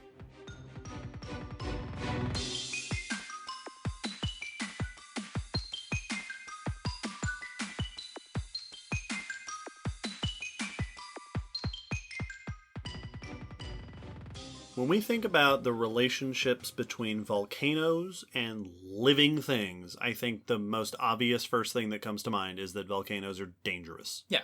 The relationship is that living things are harmed and killed by them. Well, like the comparison you made earlier on, my brain typically thinks of them the same way as our relationship with hurricanes or tornadoes. It's a natural disaster. Yes. Which offers us a good opportunity to talk about a subject we've glanced past so far, and that is if you go to a website or a book about volcanoes, there will have a section called Volcanic Hazards. Yeah. Volcanoes are fascinating for their diversity of harmful things. Like, a tsunami is one of those, like, okay, a tsunami, that can cause a bunch of things, but it's water. Yeah. Water comes in and it's dangerous for the reasons that a lot of water is dangerous. Volcanoes are arsenals of dangerous materials. Right off the bat, lava. It's hot. It's very hot. Don't go near it. Get used to it. Get used to it. Lava flows, of course, can be dangerous. They can cause fires. They can damage nearby materials, nearby plant life, structures, if there are people living there. Volcanoes also produce gases during an eruption, but also, little vents off a volcano can produce sulfurous gases, carbon dioxide, things that can potentially be toxic. Gases and other minerals and materials can end up getting into water supplies or soils and contaminating them and being sources of disease or just deadly to things that live there. Volcanoes are often associated with earthquakes because it's both the movement of magma underground can cause tremors. But yeah, if it's an explosion. Yeah. Earthquakes, and thus can also be associated with landslides, avalanches. A lot of volcanoes, like Mount Rainier, is a snow-capped volcano. Avalanches can happen, mudslides, lahars, which are a particular kind of mudslide typically associated with volcanoes that tend to be water mixed with rock fragments. Oh, okay, yeah. So it's like a stew. Yeah, I was about to say it's runny gravel. Yes. Instead of saturated earth. Yeah, it's not just the mud. There's more chunky stuff in there. And then, of course, there's the tephra of volcanoes. Tephra is the solid material. That can include big chunks of rock, like fly through the air and be a harmful flying chunk of rock. A projectile. Sometimes you can get what are called volcanic bombs, which is... So sometimes a volcano erupts and just a chunk of rock goes flying. Many chunks of rock. But you can also have globs of lava that solidify on the way. Right. So that they are partially cooled before they land. Yeah, they've got a shell of cooled. Yeah, or even most of the thing is cooled. Yeah. And it's just, and those are really dangerous, but really cool because they'll form this sort of almond shape. Because it's kind of like a lava raindrop. Yeah. That solidifies. And the air movement, it's moving through the air causes it to take that shape. Absolutely. That makes a lot of sense. The most common type of tephra, and arguably the worst hazard of a volcano, is ash. Yeah. Volcanic ash is all the tiny little fragments. They cool very quickly. It's very common for ash. It's easy to think of ash as just smoke. Yes. And indeed, Hollywood often thinks of ash as just smoke, which is why you have movies where people are running through ash clouds or flying their planes through ash clouds. But ash is a bajillion tiny pieces of rock. Yep. Tiny shards of volcanic glass. Ash can be extremely dangerous because it can be harmful or even deadly to breathe in. It can spread very, very far. Ash clouds can spread for hundreds of kilometers or even more in a really big eruption. They can contaminate environments. Ash can block sunlight and interfere with atmospheric processes. And another thing that I remember when I learned about this, I had never thought about this before, but a volcanologist at the university pointed out that if you're close enough to a volcano, ash can build up so much that it collapses buildings. Yeah. Well, it's like snow and ice. Like snow, absolutely.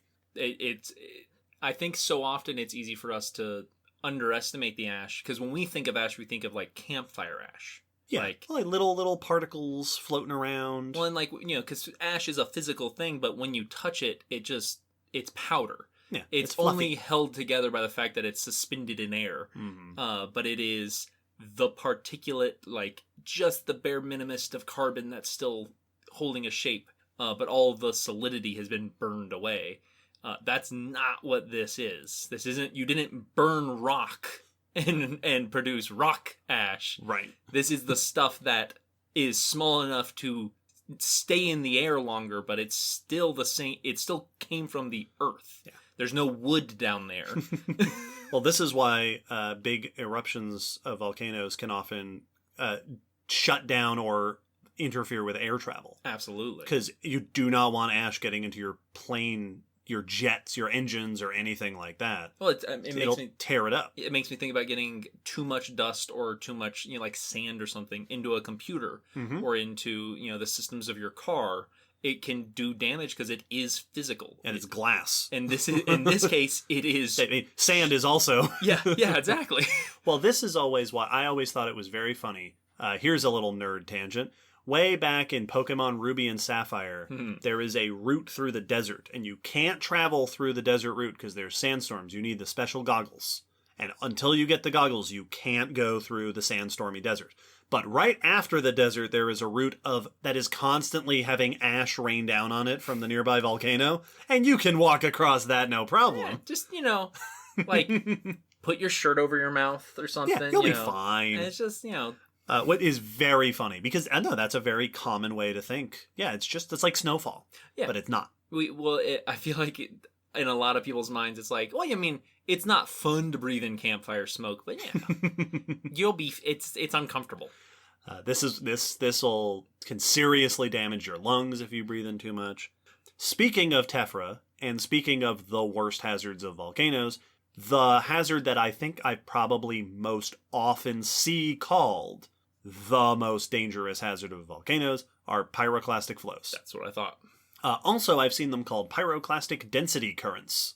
Ooh. A pyroclastic flow is essentially an avalanche, but made of ash and rock and superheated gas that cascades down the side of a mountain.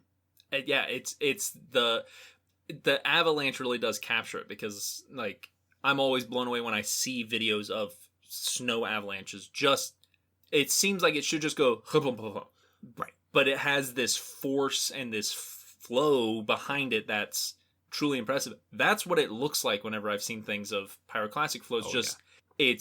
It's more insubstantial because it's made out of a bunch of weird stuff. Yeah. Instead of snow. I know what snow is. Pyroclastic flows, like avalanches, are shockingly fast, extremely dangerous. But whereas an avalanche is dangerous because it'll bury you. Yes. Or crush you, I assume an avalanche has a lot of force.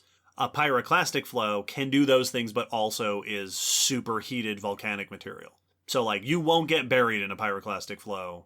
That's not what's going to kill you in a pyroclastic. No. Like, and I'm being flippant. But again, pyroclastic flows have absolutely been the cause of death for people living near volcanic eruptions.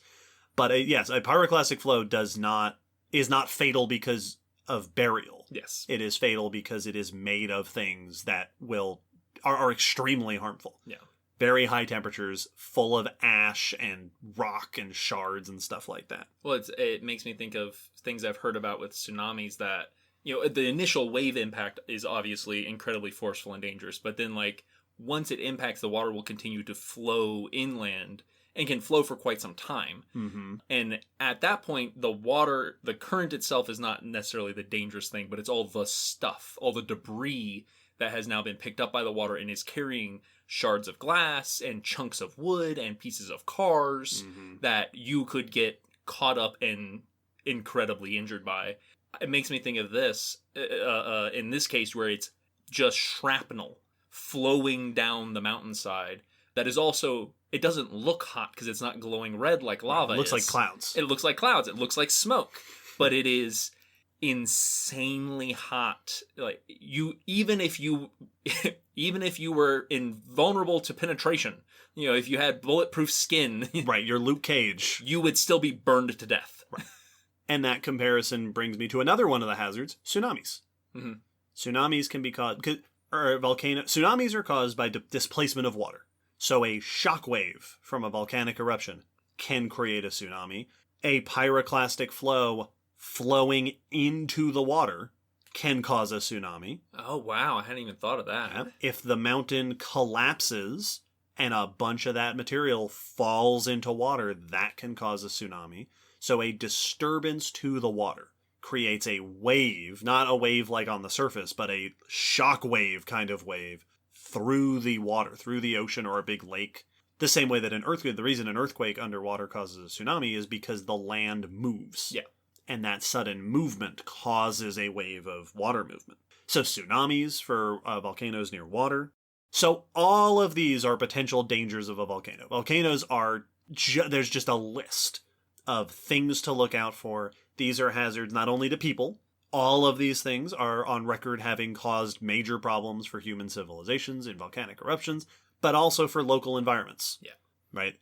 A lot of volcanoes have ecosystems nearby. We'll talk more about that in a second. But yeah, all of these are potential hazards. Yeah, there's nothing about the inside of our planet that is favorable. It is hospitable to the things that live on. And this is the inside coming out. Yeah.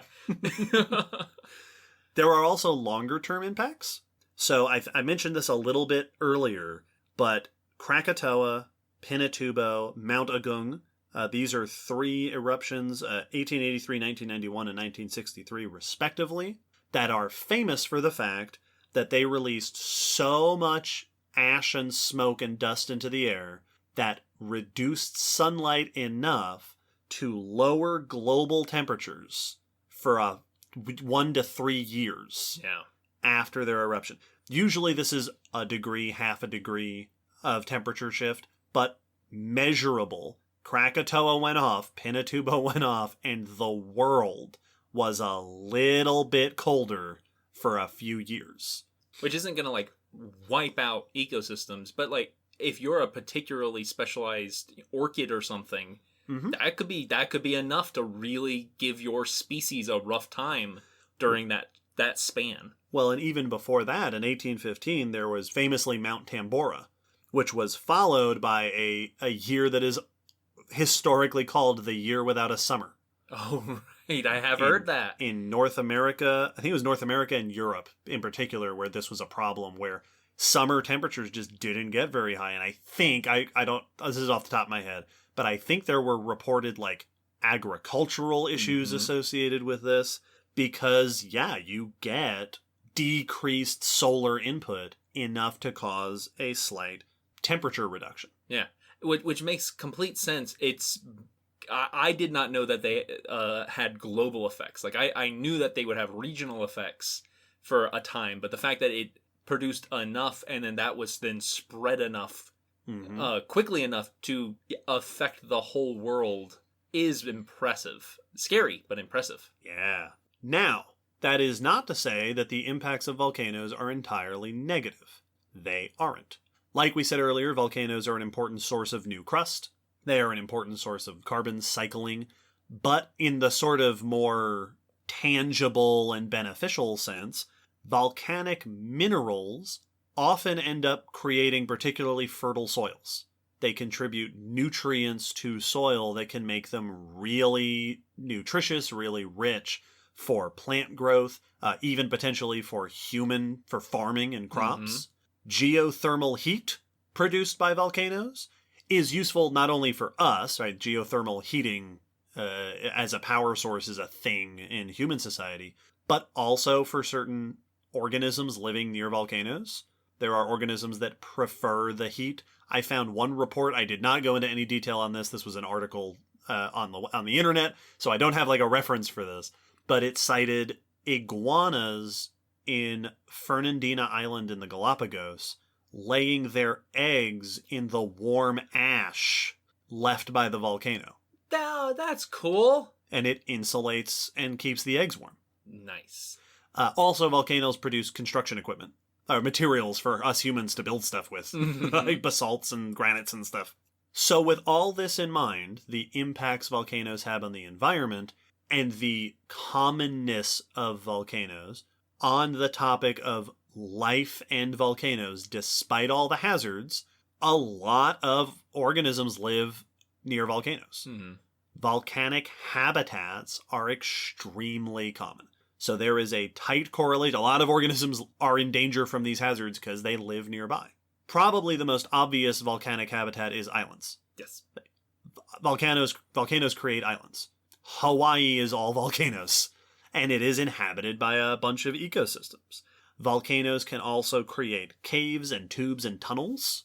The piping systems of the volcanoes, you can get lava tubes, which are very cool, both on land and underwater. That can create habitats. I think we talked in the caves episode 112, about organisms living in volcano caves. Yeah. And there are cases, I know in Hawaii, there are cases where cooled volcanic rock in the water is used as habitats by sharks and other ocean organisms, or coral grows on it. So volcanoes can create habitats. There are also examples of organisms that are specialized for volcanic habitats. Yes. So, for example, bodies of water, geothermal volcanic bodies of water, are often inhabited by microbes and invertebrates that can handle the conditions where not a lot of other things can. So you get these superheated bodies of water or these toxic bodies of water. Another example that I don't have a reference for, but I read about on the internet, was flamingos in Lake Natron in Tanzania. Will's nodding. Maybe he's heard about this. Yeah, I have heard about these. This is a population of flamingos that live in a hot, toxic lake because they can handle it. And their predators can't.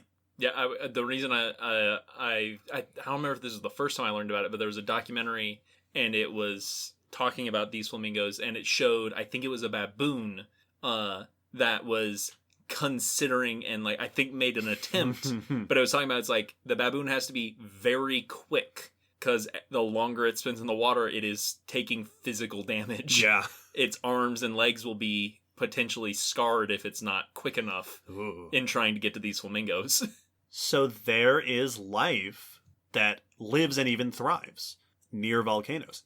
Another thing that I read about is that the landscape of Kilauea, so the big Hawaii volcano, is made up of lava flows, right? Cooled lava flows. But that there are, every now and then, there will be patches of higher elevation land. So when new lava comes out, it flows around these little elevated patches. And so you get little ecosystems, little islands on the island that form and are never inundated by lava because they're just high enough elevation that there's lower points near them. The lava flows around them. That's so cool! Yeah, until there's too much lava and then they are destroyed. Unlike water, the old lava doesn't get out of the way. Right. Yeah. So it will eventually get there, but for now... Yeah. So cool! So you have these islands among lava, which is why you can get like a little tree growing on, you'll see pictures every now and then or videos of lava flowing around a little tree that's growing out of the volcanic soil of Kilauea. It's not allowing it to stand out of respect. It's waiting someday. Not this lava flow, but maybe the next one. Not today. You better call those eagles. Now, hand in hand with the question of how organisms thrive in sort of the beneficial environments around volcanoes, there is the, I think, much more fascinating and probably much more studied question of how organisms deal with what happens when the volcano erupts. Mm-hmm. There is a field of study, it's a narrow field, called volcano ecology, which is how do ecosystems deal with volcanoes. It is a subset of what is called disturbance ecology. Right. Ecosystems often are disturbed. Disturbances can be tropical storms, they can be fire, they can be tsunamis. Ecosystems have been studied for a long time in the context of how do you handle your ecosystem basically being destroyed every now and then. In the case of volcanoes, this is easier to study than you'd think because we get a lot of case studies. Yes. I found, while I was reading around, looking through research, I found examples of Pinatubo, Mount St. Helens, and Paricutin in Mexico of where scientists were able to study the ecosystem before and after eruptions and see what happened. It's the really beneficial thing about them being common. Right, we get to research them. Now, when you study ecosystem reaction to volcanic eruptions, you find, first and foremost, that there's a lot of habitat destruction. But interesting patterns emerge in survival and recovery of these ecosystems.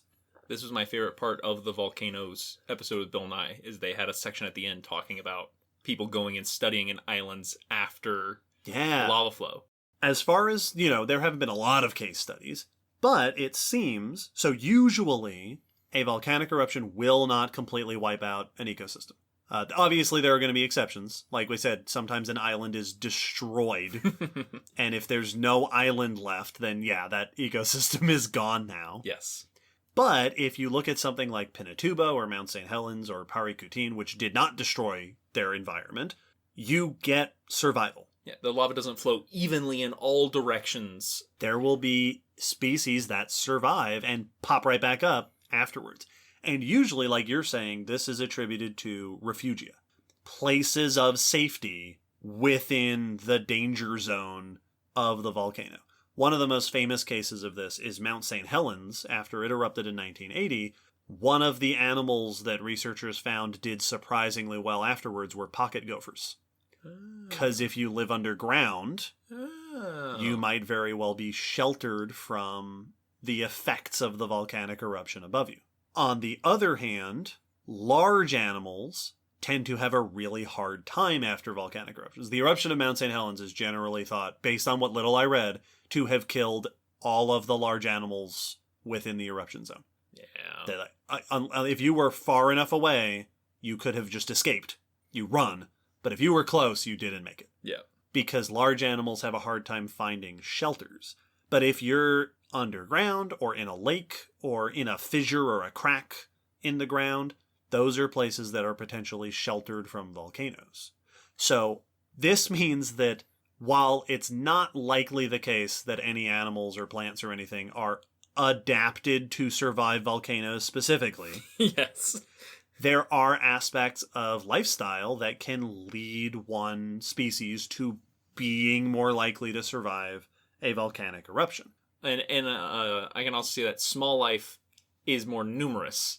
So, Yes. like, you may be like, well, but what are the odds that you're going to be in the right spot at the right time? Well, if you're an insect, pretty good. Yep. So if you are a burrower, being underground can shelter you from a lot of the effects.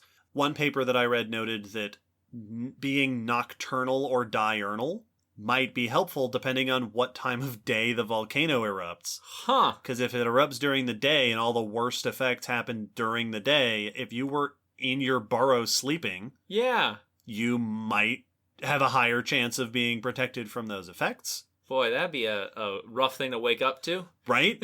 An apocalyptic wasteland.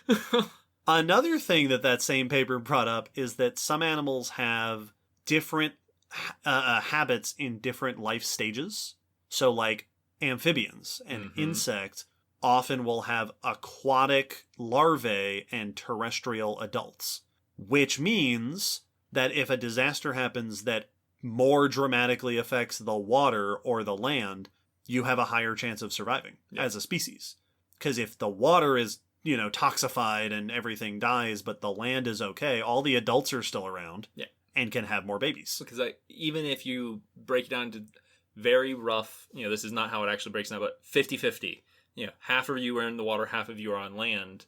If 50% of you gets knocked out, that's still 50% left around. And what's left are either adults that can make more babies or babies that can make more adults. Exactly. And that's better than if you're like a fish that if the water gets messed up, then you are messed up completely. Right.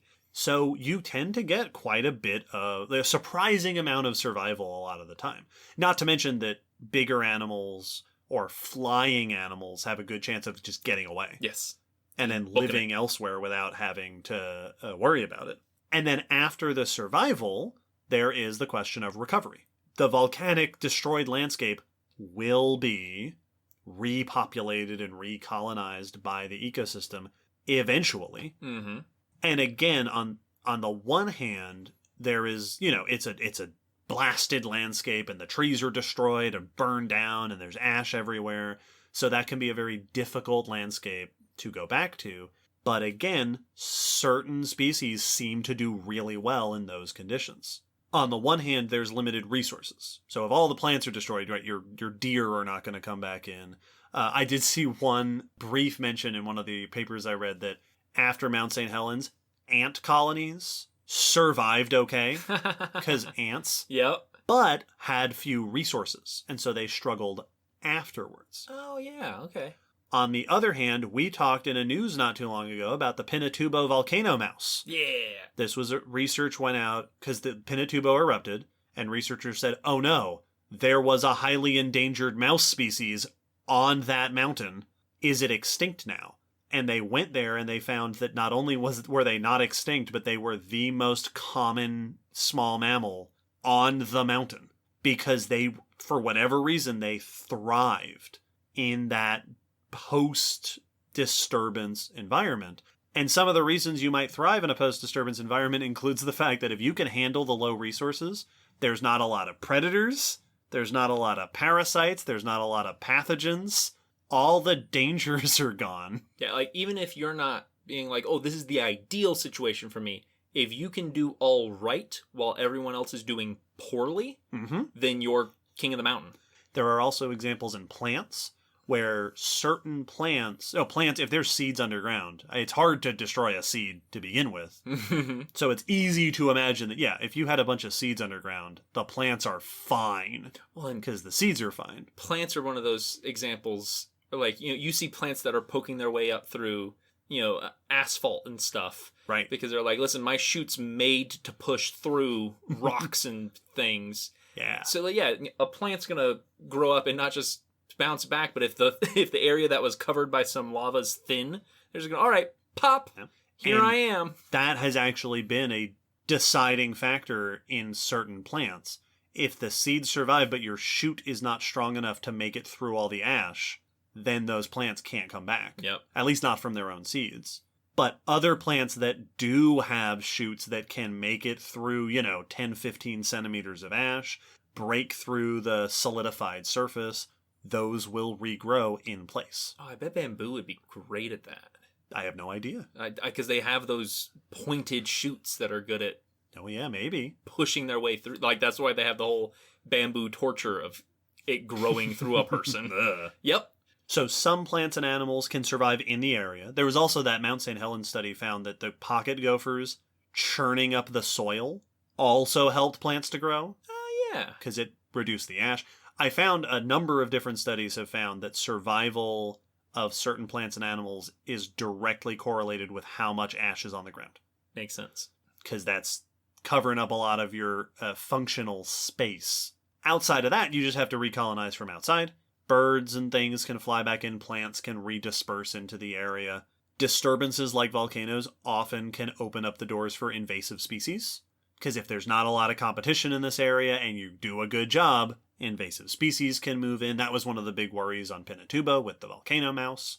And then one other thing that I read in one of these studies about the long-term effects is that arboreal animals, animals that live in trees, might be expected to have a harder time recovering, not just because the trees are destroyed, but even if they're not, if the trees are covered in ash, Yeah. then every time you move across a branch, you're kicking up a cloud of ash. Yep. So the trees could potentially be toxic, Yes. just covered in dangerous ash. So different lifestyles, different habits, different kinds of animals, different body sizes, different plant seed types can all be factors in how life survives and bounces back after a volcanic eruption. Well, and I think one of the aspects that makes it so unique when we think about other stuff, like if you think of a mudslide, like you said with tsunamis, that's a very one effect thing. Mhm. Like we know what's happening here. Same with like a forest fire. We know what's happening, and it does this thing. But with volcanoes, there's so many nuances to like where you're living, how you're living, how the ash is falling, what kind, how thick it is to where you can't just say, well, this type of life does well around volcanoes, Right. because what kind of volcano? Yeah. What kind of eruption? Yeah, it's all very different. So you get these unique scenarios. I'd assume you could probably describe each volcano almost individually. Yeah, and I've seen descriptions of that. Yeah. There was a website I was looking at that was talking about the types of volcanoes. Yeah. And how there are the 3 types, but there's not. And how there was a book that identified 26 types of volcanoes. Woo! And one of the comments they made is that arguably there are as many kinds of volcanoes as there are volcanoes. Yes. Yep. Each one is a unique circumstance to a degree. Which absolutely makes sense. That's the case with most things like this, is no 2 hurricanes, follow the exact same course with the exact same amount of rainfall. Well, no 2 species are the same, no 2 individuals. Yeah, there's always that nuance that complicates things. Yes. Here it's just when there's that nuance, it also affects the entire ecosystem around it. Right. Now, this is a paleontology podcast, and we talked about how we study volcanoes in the past. We can study volcanoes and life in the past. Obviously, right, island life in the past oftentimes is volcanic.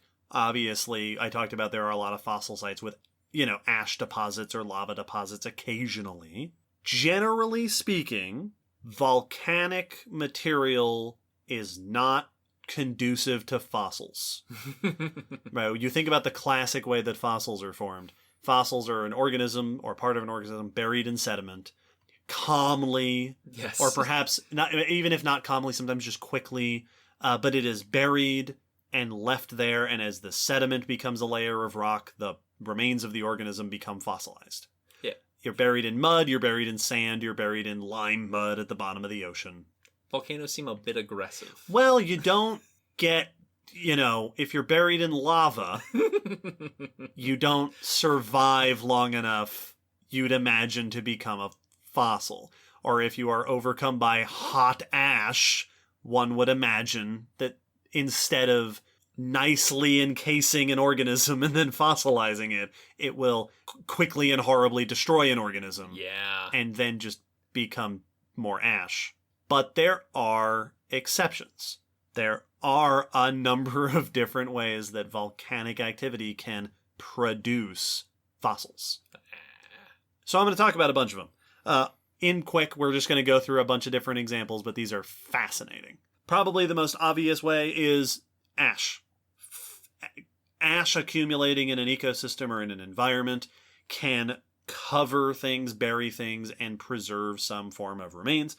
Probably the most famous example of this, it is not a paleontology example, but an archaeology example, is the city of Pompeii. Yes. Pompeii, city in Italy, was buried during the eruption of Mount Vesuvius in 79 AD. The entire city and nearby areas were buried in 4 to 6 meters, 13 to 20 feet, of ash, which is thought to have pretty much instantaneously frozen everything in the city, including the people, and preserved the structures, preserved evidence of the people, if not always the physical remains of the people. Yeah, the shape of the people. The shape of the people, frozen in time under this rapid deposition of ash. Probably the most famous fossil example is the ashfall fossil beds. Right there in the name. In Nebraska. This is a 12 million year old waterhole site that was also covered in ash. Now, this is a slightly different situation. Pompeii was instantly buried. Ashfall was buried slowly. The volcano that produced the ash was in Idaho, about 1,000 miles away. Oh. It was an eruption of the Yellowstone hotspot when it was farther to the west. I didn't know that. Yeah. Cool. Callback. Yeah, see, it's all coming together. This eruption created dense ash fall, right, a rain of ash, over this site that gradually buried this ecosystem, and the ash is so fine that it preserves a lot of really fine detail. So you get a lot of animals preserved in 3 dimensions, even soft bones, or soft tissues and small bones, the kinds of things that don't often preserve very well. This site is famous for its teleoceras rhinos, as we mentioned in episode 129, whereas Pompeii was a horrible, rapid burial and devastation of a city. This was a horrible and slow burial of an ecosystem. One site that I came across said, every single skeleton has the pathologic growths on its bones that modern animals exhibit if they die of lung failure caused by oxygen deprivation. Oh. This site was choked by a slow accumulation of ash. Was suffocated to that death. Then preserved the bodies that were left behind as these beautiful fossils. And I've seen pictures of ashfall and how densely packed piles those skeletons are to each other. So this is just like, you'd just be watching an ecosystem just choke. And one by one fall. And that's a lot. My friend and colleague Will has often said, the worse the tragedy, the better the fossil site. Yep. This one's for Allie. Florissant fossil beds are a late Eocene, early Oligocene lake deposit in Colorado, also preserved in ash mixed with other sediments, famous for lots of really good plant fossils. There are a lot of other sites with ash sediments that preserve fossil remains. Probably, perhaps the most famous fossil site preserved in ash, although I don't think it's as famous for being preserved in ash, is the Laetoli site in Africa. That is the famous hominin footprints site. Right, yes. Those footprints are preserved in ash. I forgot that they that's... were walking across an ashy landscape. Not only the hominin footprints, but other animal footprints, and even like raindrops. Like, ash is really good at preserving fine details. Well, and especially because when you're making the comparison between Pompeii and ashfall, like Pompeii was near the mountain. Yes. Like, it was near the volcano, so they got caught in the flow. Is my understanding and knowledge of it. Yeah, I believe so. Like, they were caught in the direct flow of ash, whilst with ashfall, they were a number of miles away. Oh, yeah. So the ash that made it there was not the large particulate, it was the very fine particulate that could be carried in the air farther distance. It was like being buried in snow, Mm-hmm. if the snow could kill you. Yes, if the snow was never going to melt. The snow had already melted and then reformed. The eternal winter. Now, ash, I think, is a pretty obvious example. Yeah, ash is basically functions just like other sediments and can bury things. It's just particulating from directly above.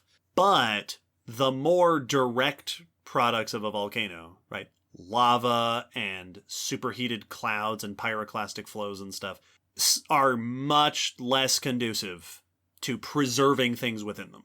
Because that's not how that works. Not as cooperative. And yet, here are a few examples that I came across.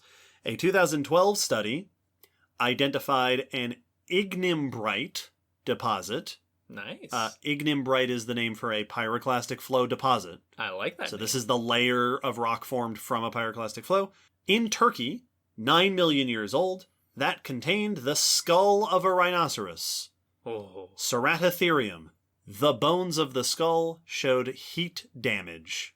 I remember this one. They were baked. This is a rhino that was overtaken by a pyroclastic flow, and the skull withstood the heat long enough for it to cool down and then was preserved inside the pyroclastic flow. Rhino skull tough. There was another study in 2014 in Italy, a late Pleistocene site. Very similar situation. Pyroclastic flow deposit, a vulture skull, including soft tissue. Wow. Which makes them suspect that in that case, it wasn't very hot. That this would have been a cool pyroclastic flow, effectively. Because otherwise you absolutely should not have had soft tissue still in there. Yeah, it should char that almost instantly. Right, so this was a cold, and I'm air quotes, cold pyroclastic flow. Cold enough that a vulture made it. Well, a vulture's head made it. Some gooey bits on the head. So you can get fossils in pyroclastic deposits.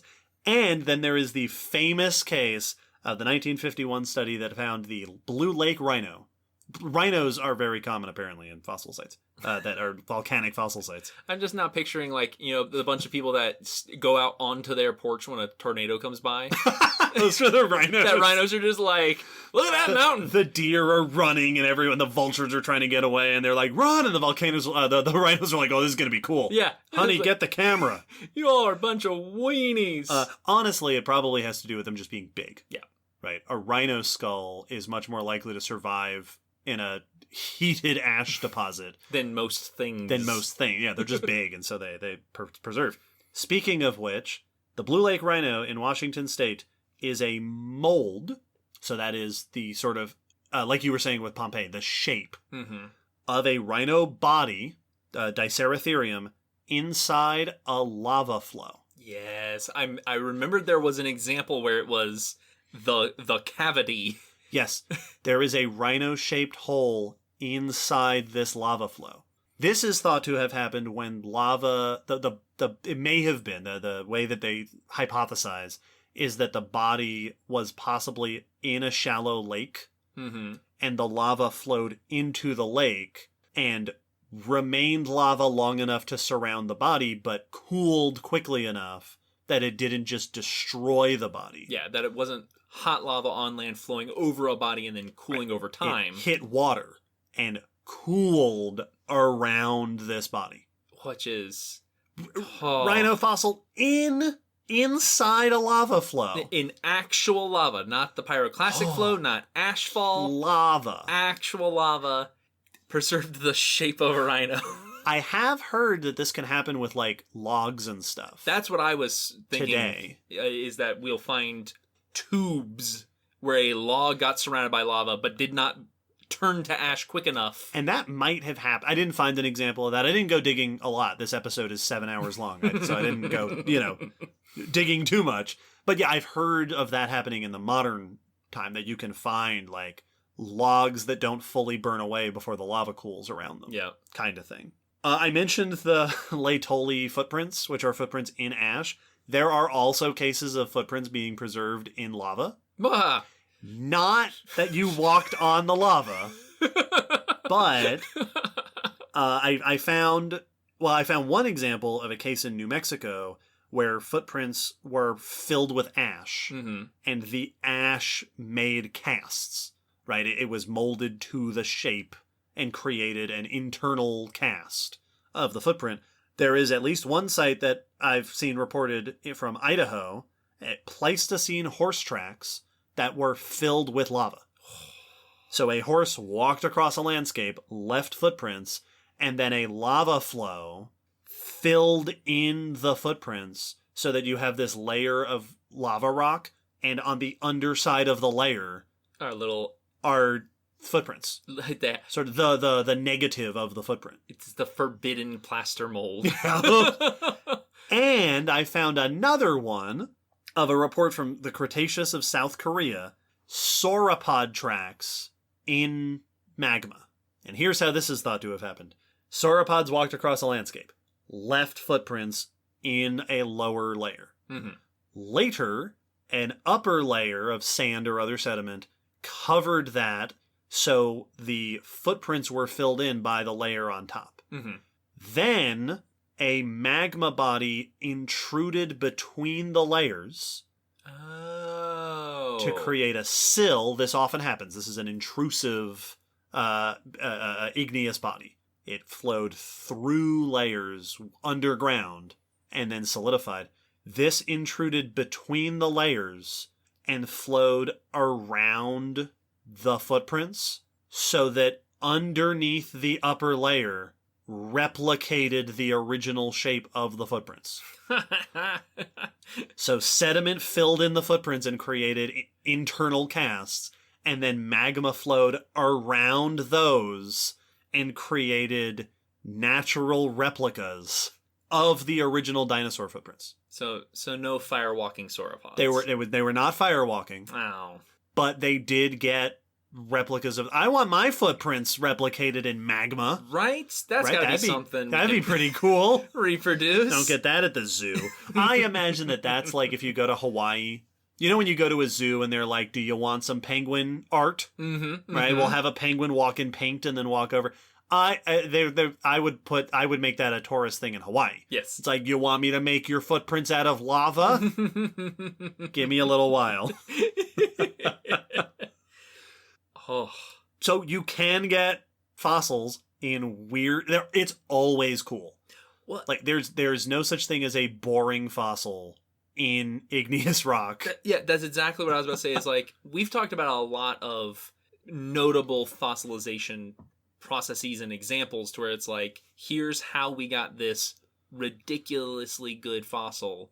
And plenty of them are cool and you know, very interesting in their details, but like, all of these fossils are not only extreme because it involves a volcano, but also elaborate. Yeah. So many of them, it's like, here's how story. It was allowed to happen. There is one other category that I want to mention, and that is that igneous rocks, after cooling, particularly in ocean sediments, can become home to microbes that live in the pores and stuff, which can leave trace fossils. Oh. Pitting and scoring in little places where they've altered the rock, chemical signatures, biomarkers. So you can get microfossils in volcanic rocks, you know, that became a home to organisms long after. In fact, some of the oldest purported evidence of life comes from examples like that. That makes sense. Huh, yeah. I wish we could talk about this. There's so many cool, there's a ton of cool examples, but suffice it to say, life manages around volcanoes, and even fossils manage around volcanoes. Now, we've talked about living and volcanoes, we've talked about volcanoes and fossils. There is one more topic that I want to make sure we get to in this episode before we get to the end, and that is... This is an area that I'm going to slightly misleadingly name volcanoes, and extinction. The opposite of living around volcanoes. Yes. Much discussion surrounds the topic of how volcanoes relate to extinctions. Volcanoes are extremely damaging. They can be extremely harmful to ecosystems. And so naturally there is the expectation that particularly harmful, particularly devastating volcanoes might have enormous impacts negatively on life on Earth. There are two types of volcanic activity that tend to come up in discussions of volcanoes and past extinction. The first is supervolcanoes. The second is large igneous provinces. We will get to that in a moment. Supervolcanoes get a lot of hype. Whenever it seems like every time supervolcanoes comes up, they're like people will say, "Oh, if Yellowstone goes off, it's the end for us." And they're like 2012, the movie, treated the supervolcano like it destroyed North America. That's what it always is portrayed as when I see things discuss it in a apocalyptic sense. Is that like if Yellowstone goes off again, like the western half of North America is just going to be a crater, right? Which of course is not true. No, that's insanity to think of a volcano that large. Now, supervolcanic eruptions absolutely have devastating impacts on their ecosystems. Ashfall is the result of a supervolcanic eruption very far away from where the fossil site is. But, interestingly enough, as far as I'm aware, there is no definite link between any supervolcanic eruptions of the past and extinctions. Yeah. We have evidence of 3 prior Yellowstone eruptions, 2 of which were technically super eruptions, and none of them seem to be linked to extinction events. Yeah.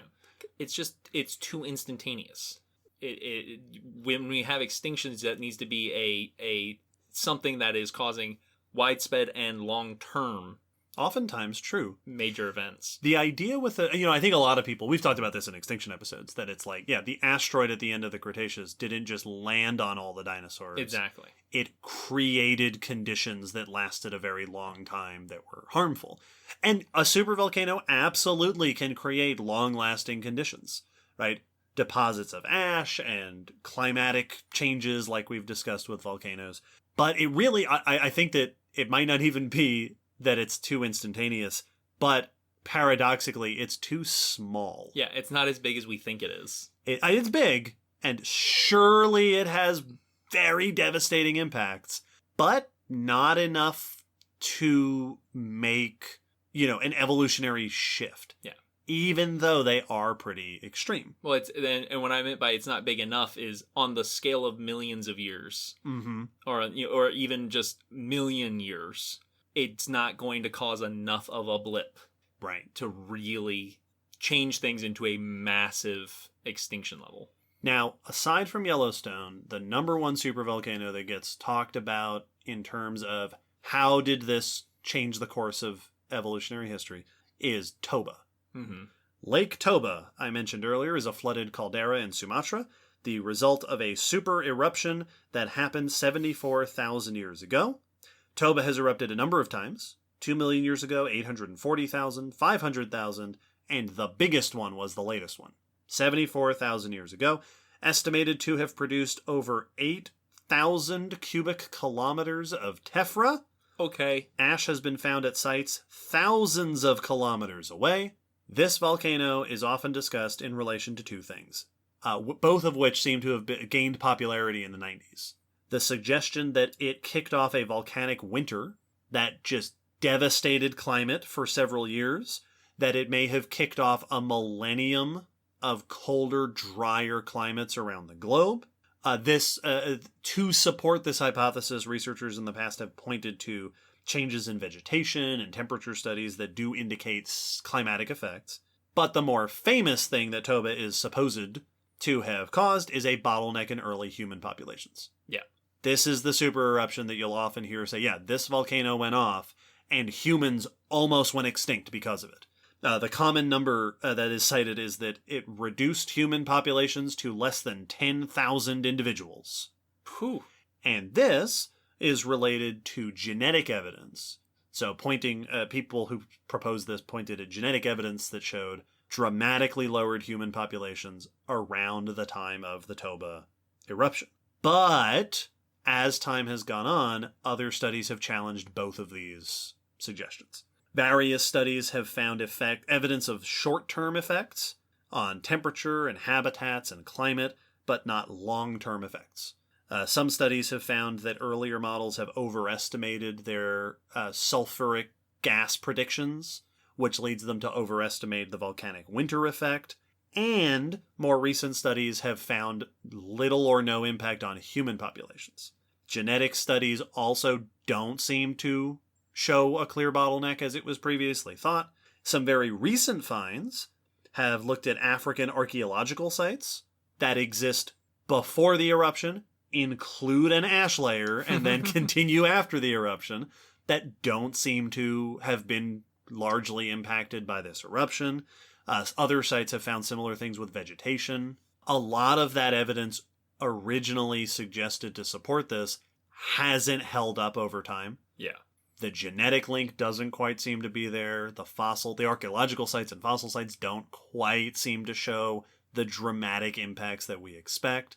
Toba absolutely had dramatic effects, and we see short-term impacts in the record of that area, but we don't see that quite the apocalyptic scenario that has often been described. Yeah.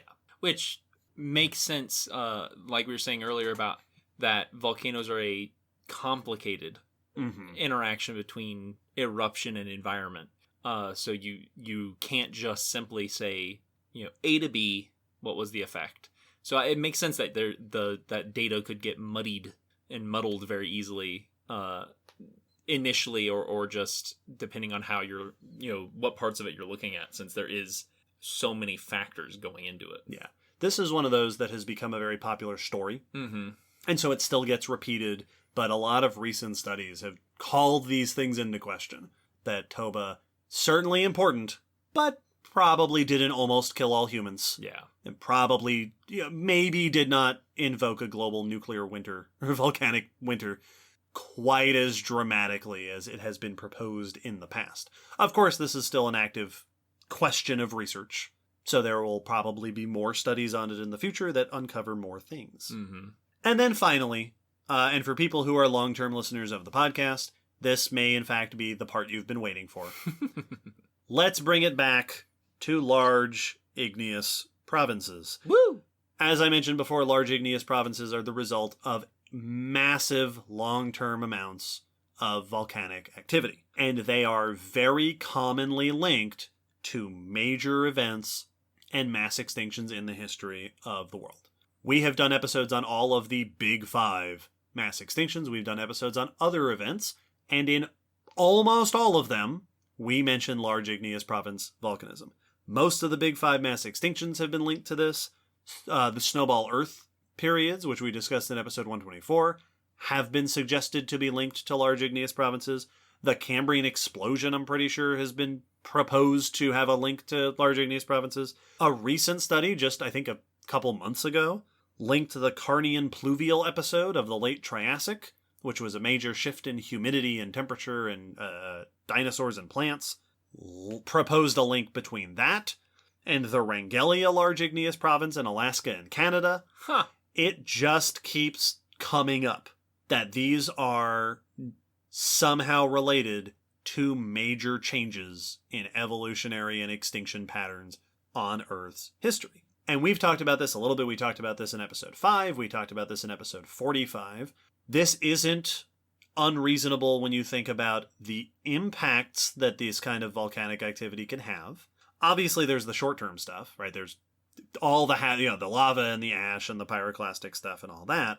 But in the long term, massive amounts of volcanic activity can produce massive amounts of dust and opaque gases like the sulfur dioxide, which can lead to cooling temperatures, massive amounts of carbon dioxide and other greenhouse gases, which can induce warming climates, massive amounts of things like hydrochloric acid and hydrofluoric acid, which can pollute environments and cause acid rain. Altogether, these impacts can interrupt plants and animals, oceans and freshwaters. They can produce cascading effects. So if it gets warm enough, you can also release things like methane stores, which are more greenhouse. It's very easy to understand how a few million years of volcanic activity can release enough volcanic product into the environment and into the atmosphere to cause major changes. Absolutely. Like you're, I was almost going to say you're introducing foreign materials. Sort of. You know, and it's about as not foreign as it can be, right. Except if you've only ever lived on the surface. Right, as most of us have. Well, the impacts are very similar to what we discussed with major asteroid impacts. Yes. It's like, yeah, all the same stuff that goes wrong there in the long term can potentially go wrong with massive amounts of volcanic activity. Except instead of there being one instantaneous event, it is an ongoing process. Yes. Now, there is much discussion over the exact link between this kind of volcanic activity and major crises in Earth history. There are a few cases where it is brought up pretty confidently, like the Permian extinction.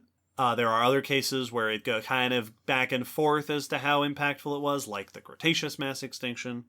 But it cannot be denied that large igneous provinces, when dated, seem to conspicuously line up with major extinctions in Earth history.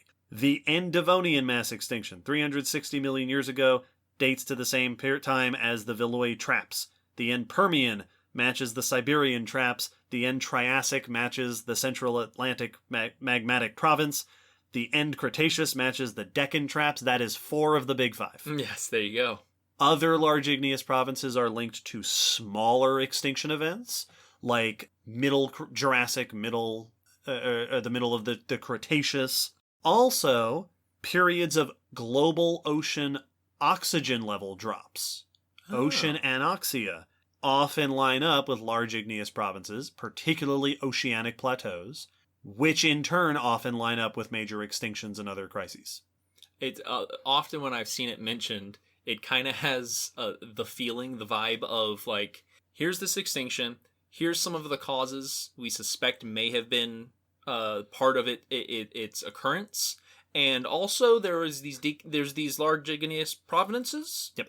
It always seems to be. I think I made the joke at the end in the Snowball Earth episode.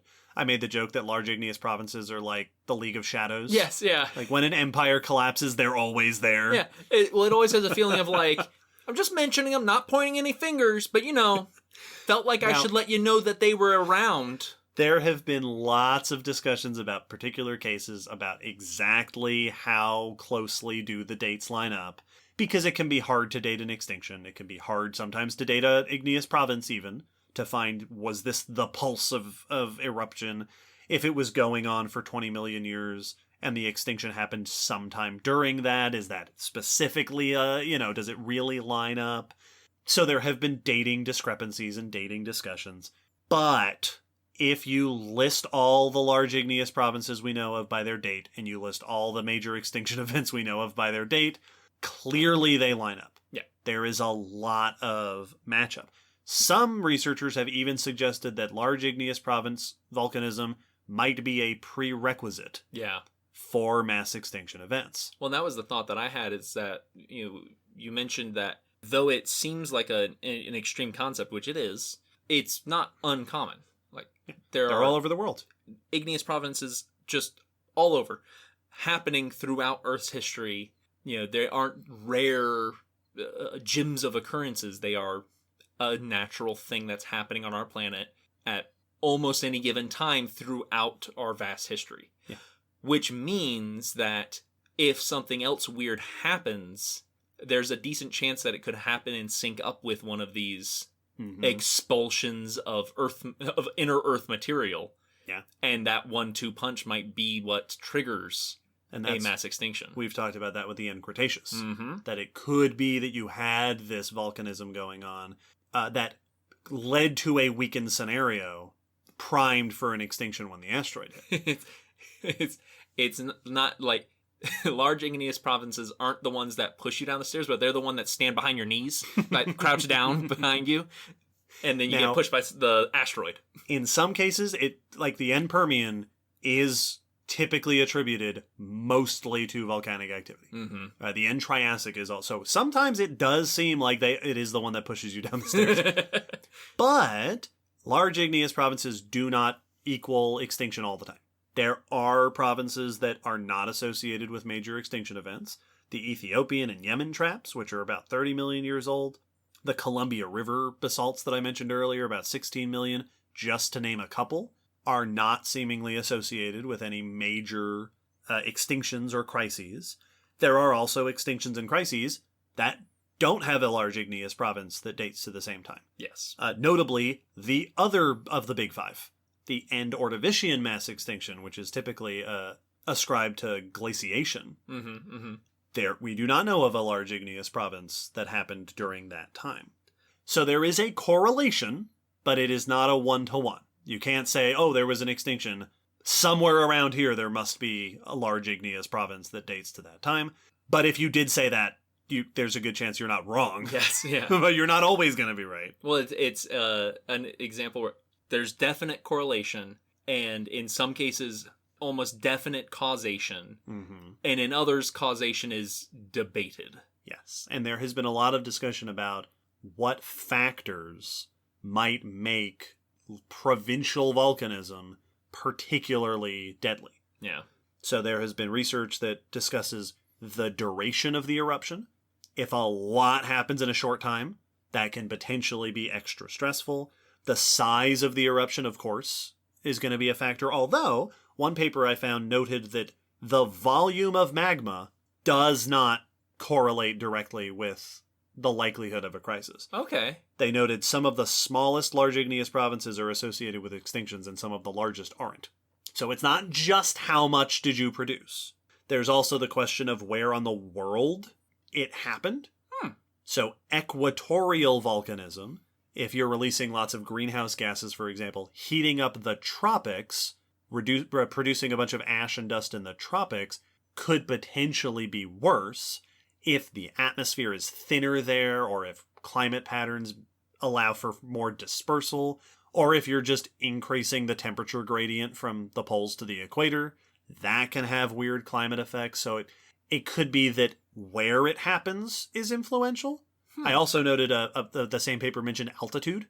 Oh, yeah. That if it's high up, it might have a different impact than if it's low down. Also, there's a good chance that the impact depends on where the continents are and what the weather and climate patterns are and ocean currents, because those influence what the climate is and how your ash is going to be distributed or how your temperature impacts are going to change in the long term versus the short term.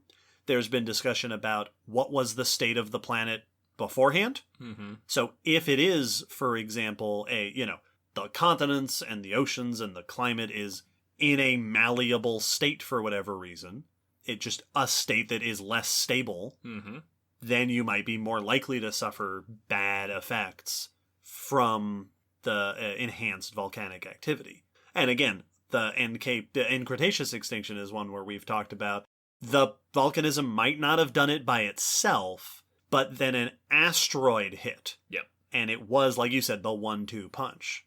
So this is a mysterious and fascinating and much studied question. Is this just coincidence? Is it just that there's basically, quote, always, that large igneous provinces are common enough that the odds of an extinction event happening during one are just pretty good? Yeah, well, it's like, did you know this murder happened on a date ending in a Y? Right. Yeah. It happened on a Monday. Is there all these murders happened on Mondays? Is there a correlation? Oh, yeah, there's a 1 in 7 chance. Yeah. But at the same time, oftentimes there will be studies that go, all right, well, we've accurately dated the different stages of this large igneous province, and the vast majority of the eruption happened at this time. And that's the part that lines up with the extinction. Exactly. So sometimes there is a really nice correlation. And it's one of these, like, you never want to say, it's always, you don't want to make a definitive statement. You don't want to say, yeah, well, a large igneous province, absolutely an extinction. But it's sure is common. Yes. Well, and it makes sense because we struggle with the same in the same way with the other aspects of the mass extinctions. Like, what aspects of the asteroid hitting were the actual most problematic Right. is still discussed and debated and nitpicked and adjusted today. What caused the glaciation that caused this mass extinction, or what was the series of events that caused oxygen levels to plummet, are also very nebulous, because you're not talking about an event like a volcano just erupting. Mm-hmm. This took place over hundreds of thousands to millions of years. It was not one singular moment. It was, to us, it looks like a moment because we're looking at it in the past. Right. But it was not something that you can just go, yep, and there it was. Right. The moment that killed everything. So it falls into the similar category that everything does with the mass extinction, that it's complex and layered, and it is not easy to say this is definitely what this domino fell and caused the end of the dinosaurs. Yeah. So volcanoes clearly have a major impact on ecosystems in the in the regional terms, in short terms, and in big evolutionary scale terms. Some of the biggest events in life history are linked to or potentially directly caused by volcanic activity. In short, you don't have to worry about a super eruption. And you don't have to worry about large igneous province volcanism happening to you. Nope. It could be happening right now. In long, you don't have to worry about an extinction from a supervolcano eruption. But you probably do have to worry about an extinction from large igneous province volcanism. But not right now. No. So it's fine. Yep. This is one of those episodes where, like, I think we said this in a recent episode. Basically, every 10 to 15 minute chunk of this episode discussion could be its own episode. Yeah. Easy. But I'm going to stop. We sat down and I was like, well, it's going to be a long one. Yep. Because we're cramming all of the volcano topics into this one episode. Because we had a handful of requests for volcano stuff. So I hope people have enjoyed this romp through volcano science. I know it has been lengthy and detailed and fascinating. As always, if there's any topics we mentioned in here that you want to hear more about, if you want us to do a deeper dive on any of the things we mentioned in passing or mentioned briefly, please let us know so that we may add it to our list of episode requests. But, of course, before we wrap up, there is one more thing for us. Actually, there's two more things. The second is for us to ramble until we play the outro music. But before that, we have a patron question. One of the things our patrons get as a reward for supporting us on Patreon is the opportunity to ask us questions for us to answer here on the podcast. This episode, we actually have two patron questions, kind of. So two more things, and the first thing is two more things. Right, the first thing is two more things. Will, regale us with our patron questions for this episode. Gladly. Our questions, first one is from Lewis, who asks, how do you know for certain that something is a fossil and not just a pattern that formed naturally? How do you identify coprolites from other rocks? How do paleontologists identify rocks to split open to find fossils inside? And Althea, who asks similarly, how do paleontologists know that certain bones are part of a particular fossil?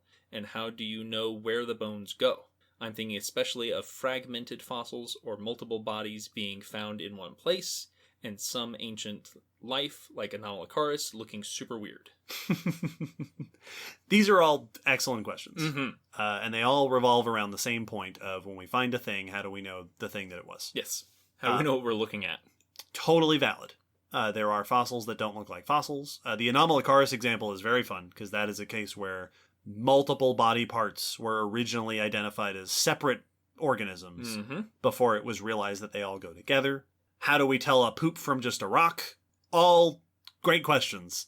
The short answer is that things that were once living have particular structures and compositions that distinguish them from other things. Yeah, and this is going to sound like a very flippant answer, but we're going to go into it. They look like life. Right.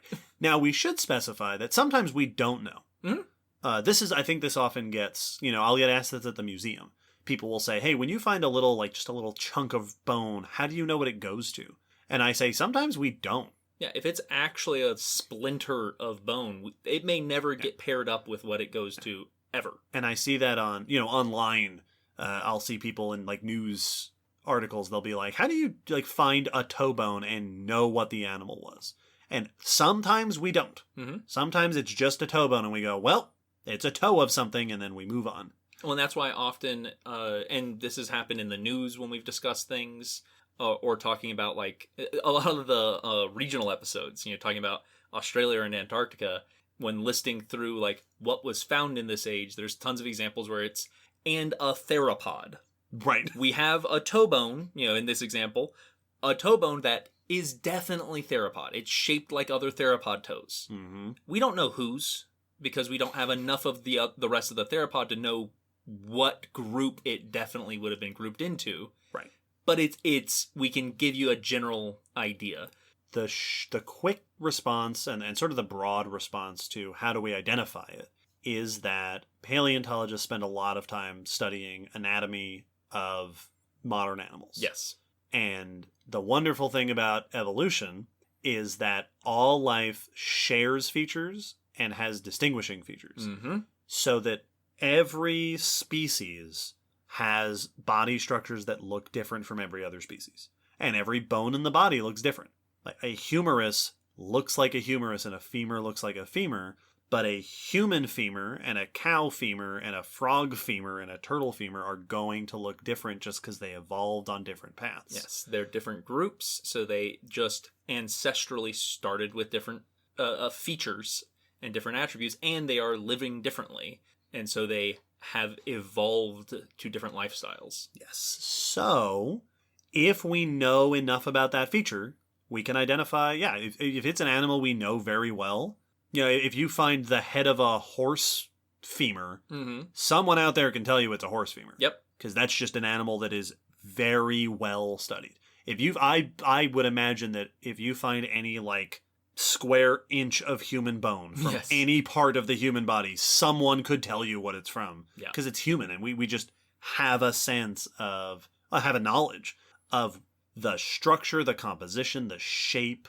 of a rib versus a toe versus the skull bones and whatnot.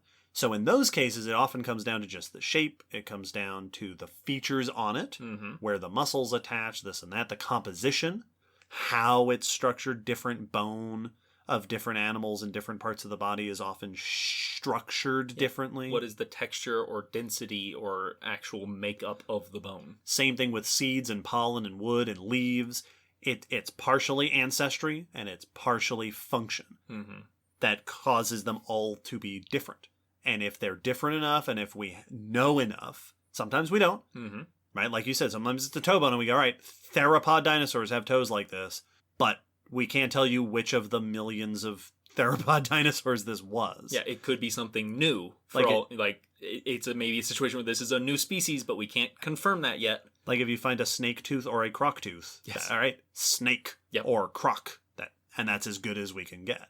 When it comes to something like Anomalocaris, we didn't know that those fossils went together until we found them together. Yeah, so we might stay wrong about something for quite some time until we find the fossil, or if we find the fossil that will correct us. Yeah, there have been cases of dinosaurs, for example, where we found arms. Yes. And that was it.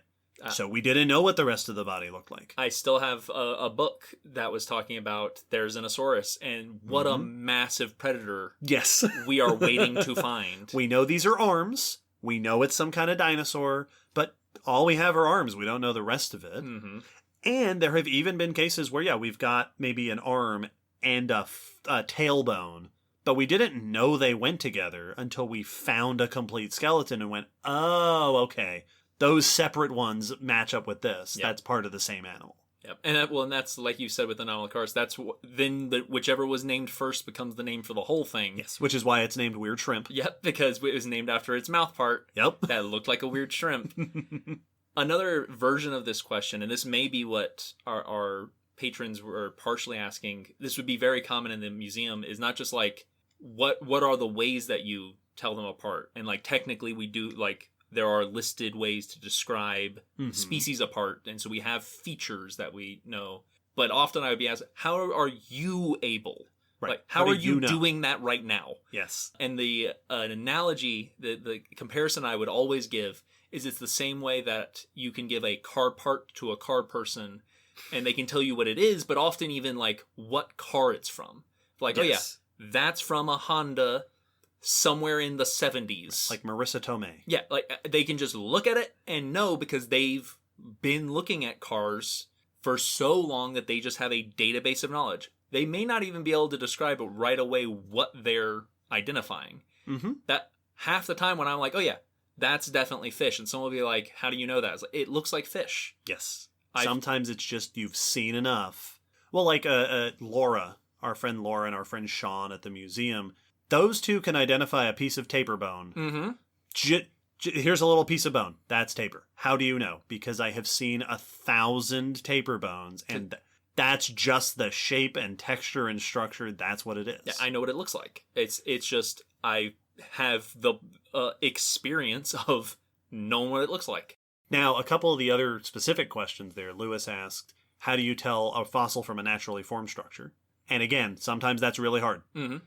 Especially when it gets to like microscopic things. Yes. And we've talked about that a lot, like episode 100, about how some of the earliest evidence of life might not be. Yeah, like microbial evidence can often leave the same kind of or very similar traces as just natural geological and chemical occurrences. To use a more typical example, people will often say, how do you tell rock from bone? How do you tell rock from wood? And that often comes down to shape and structure. Yes. Bone has an internal structure that you won't see in rock, that you won't see in wood. Bone and wood are not built the same way a rock is. Yes. They aren't formed the same way because bone and wood is grown and rock isn't. So they fundamentally are different. So they're structured differently. Their shape will be different because there's a function to the shape. Right? A bone shape has a function, whereas a rock shape does not. So even when you get a very organic looking, glob of rock that's smooth and curvy in all the right ways that a bone typically is, there's still not usually a pattern to it. Right. It's not functional. This rock wasn't doing anything. It wasn't bending or moving. And the texture might be different. And I think the easiest example that works a lot of the time is if you break it open. Yes. The inside of a rock's going to look like rock, but the inside of bone is going to be bone. Yes. Or filled in with other minerals. And then Lewis also asked about coprolites and how do we tell rocks from coprolites. That's actually really hard. Episode 30, we talked a bunch about that. Often it comes down to what's in it. Yeah. Chemically, coprolites tend to be full of phosphates and things like that. And then also if there's like little bones and stuff in it. Yep. Because something ate stuff. So all that together, it really just comes down to knowing what the thing you're looking for looks like. What do bones look like? What do insect parts look like? Leaves, roots, wood, poops. What chemical features and structural features and outside shapes do those things have, and why do they have them? Right? Is it because of the way they grow? Is it because of the function that they serve? Is it because of their evolutionary history? Yeah, who they're related to? Why are those features there? Helps you to understand what will have those features and how to differentiate plant from bone, from cuticle, from whatever else. Yeah, and it's not to say that these mistakes are not potential and easy to make, especially when you're learning. Sure. Like when you're first getting your start out looking for fossils, or excavating or studying fossils, you'll make lots of moments of like, is this bone? Someone who knows. Please help me. Did I find a thing? Or do I need to just get it out of the way? I still get nervous. Yeah. Anytime someone asks, they're like, hey, I found this rock in my garden. Is this a dinosaur? And I'm like, no, that's not a dinosaur. But I'm always like, oh man, there's so many ways to get tripped up. Yeah, those were very often the answer is something along the lines of, in my experience, I think most likely that no, it's not an egg. And it's worth pointing out that mistakes are made all the time. Yes. And you often not egregious mistakes, but bones and wood and such are often misidentified, especially when there's not a lot of it at first, or when the preliminary analysis is not very detailed. There are absolutely cases where this bone was thought to be part of this, or this feature was overlooked because it wasn't thought to be fossil remains, or this was suggested to be microbial evidence of something, and then later analysis showed that, no, that's probably just natural, non-biologic features. So mistakes and errors and confusions happen in not just in like among students Yes. or amateurs, but like professional published paleontology. That kind of confusion can and does still happen. Yeah, and that's why we retest things, and that's why other researchers take a look at it and try to verify or debunk whether it is or isn't geological or organic. Now, I always hesitate in these I don't want to make it sound like paleontologists are just guessing at stuff. No. Because there are definitely people who would hear this discussion and go, aha, I knew it. Most of the time, yeah, we know what we're doing. Yes. It's a field of science. For that reason, it is built upon extensive knowledge and experimentation and study. But, yeah, to your questions, both of these questionings seem to have that same foundation that we've both heard so many times of, it just seems so hard. Mm-hmm. And yes, it is. Well, and I assume It absolutely is. in the early days of paleontology, it probably happened constantly. Oh, yeah. Until enough knowledgeable people and enough experience and examples were built up for someone to go like, hey, you know what? That fossil that we've had sitting up on the shelf for the last 20 years, we've not found anything else that's shape.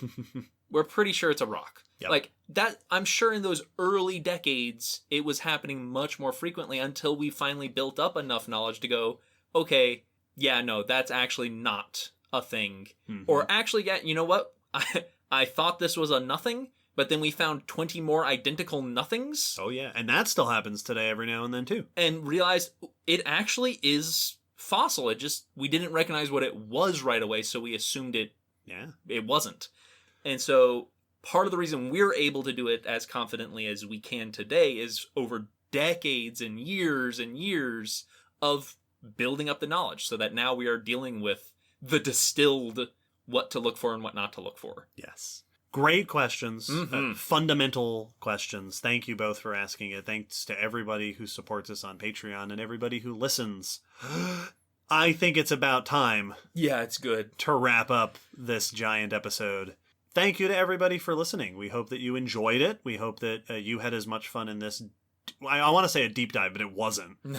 In this shallow breeze by of all there is to say about volcanoes and their geologic history and their relation to life and fossils.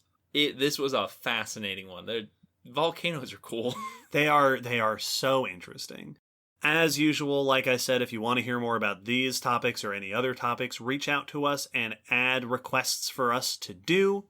If you'd like to support us and our scientific education endeavors, you can support us on Patreon. You can tell other people about us. You can leave reviews on the iTunes or wherever you listen to us. You can follow us on the social media. We love getting new people who listen and new people who support us. We love hearing from you. So any way that you like to engage with us, please feel free to do so.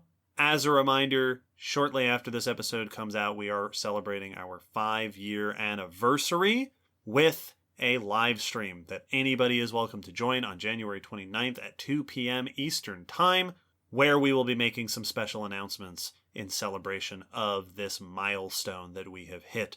This is the last episode of our first 5 years. Oh, this is it. Cool. I'm glad it was big. Yes. We're going out. And you know what? Spoilers. The next one's going to be really cool too. Yeah. I'm so excited. I'm so excited for the next episode. Next episode is our Darwin Day episode for this year. Oh boy, oh boy, oh boy. I've been geeking out a little bit.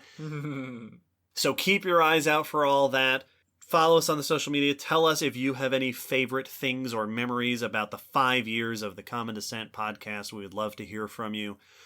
We release episodes every fortnight. 5 years of fortnights. That's like 130 fortnights. Well, I guess it's 131 fortnights, isn't it? Because the number of episodes. I did math. Ah, I was like, all right, yeah. 52 weeks in a year, 26 fortnights times 5, that's 130. And I was real proud of myself. And then I remembered it's just the number of episodes that we've done. If only we had a convenient way to track it. I did all this work. Every fortnight, and we will continue to do so for the foreseeable future. Let's pretend that I said this a few minutes ago. Boy, we're going out of 5 years with a bang. Nah. Hey, I'm here all 5 years. Yes. Here's to another 5 years, and then we'll see. And then, we'll see. We'll see. Well, we'll see if we're appreciated. Yeah, right? Out there. So, yeah, better follow us on social media. You have to reprove it to us every 5 years. Or else we're quitting. We greatly appreciate all of our podcast listeners, even the silent ones that we don't even know exist. All right, let's wrap this up. We got to go to sleep. Yep, it's about that time. Good night, everybody. Bye.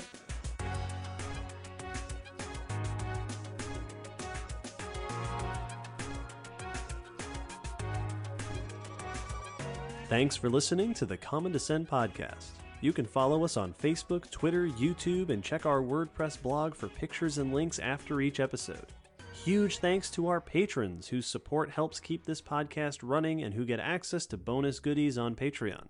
The song you're hearing is called On the Origin of Species by Protodome, which we found at ocremix.org. Thanks again for listening. We hope you'll join us next time.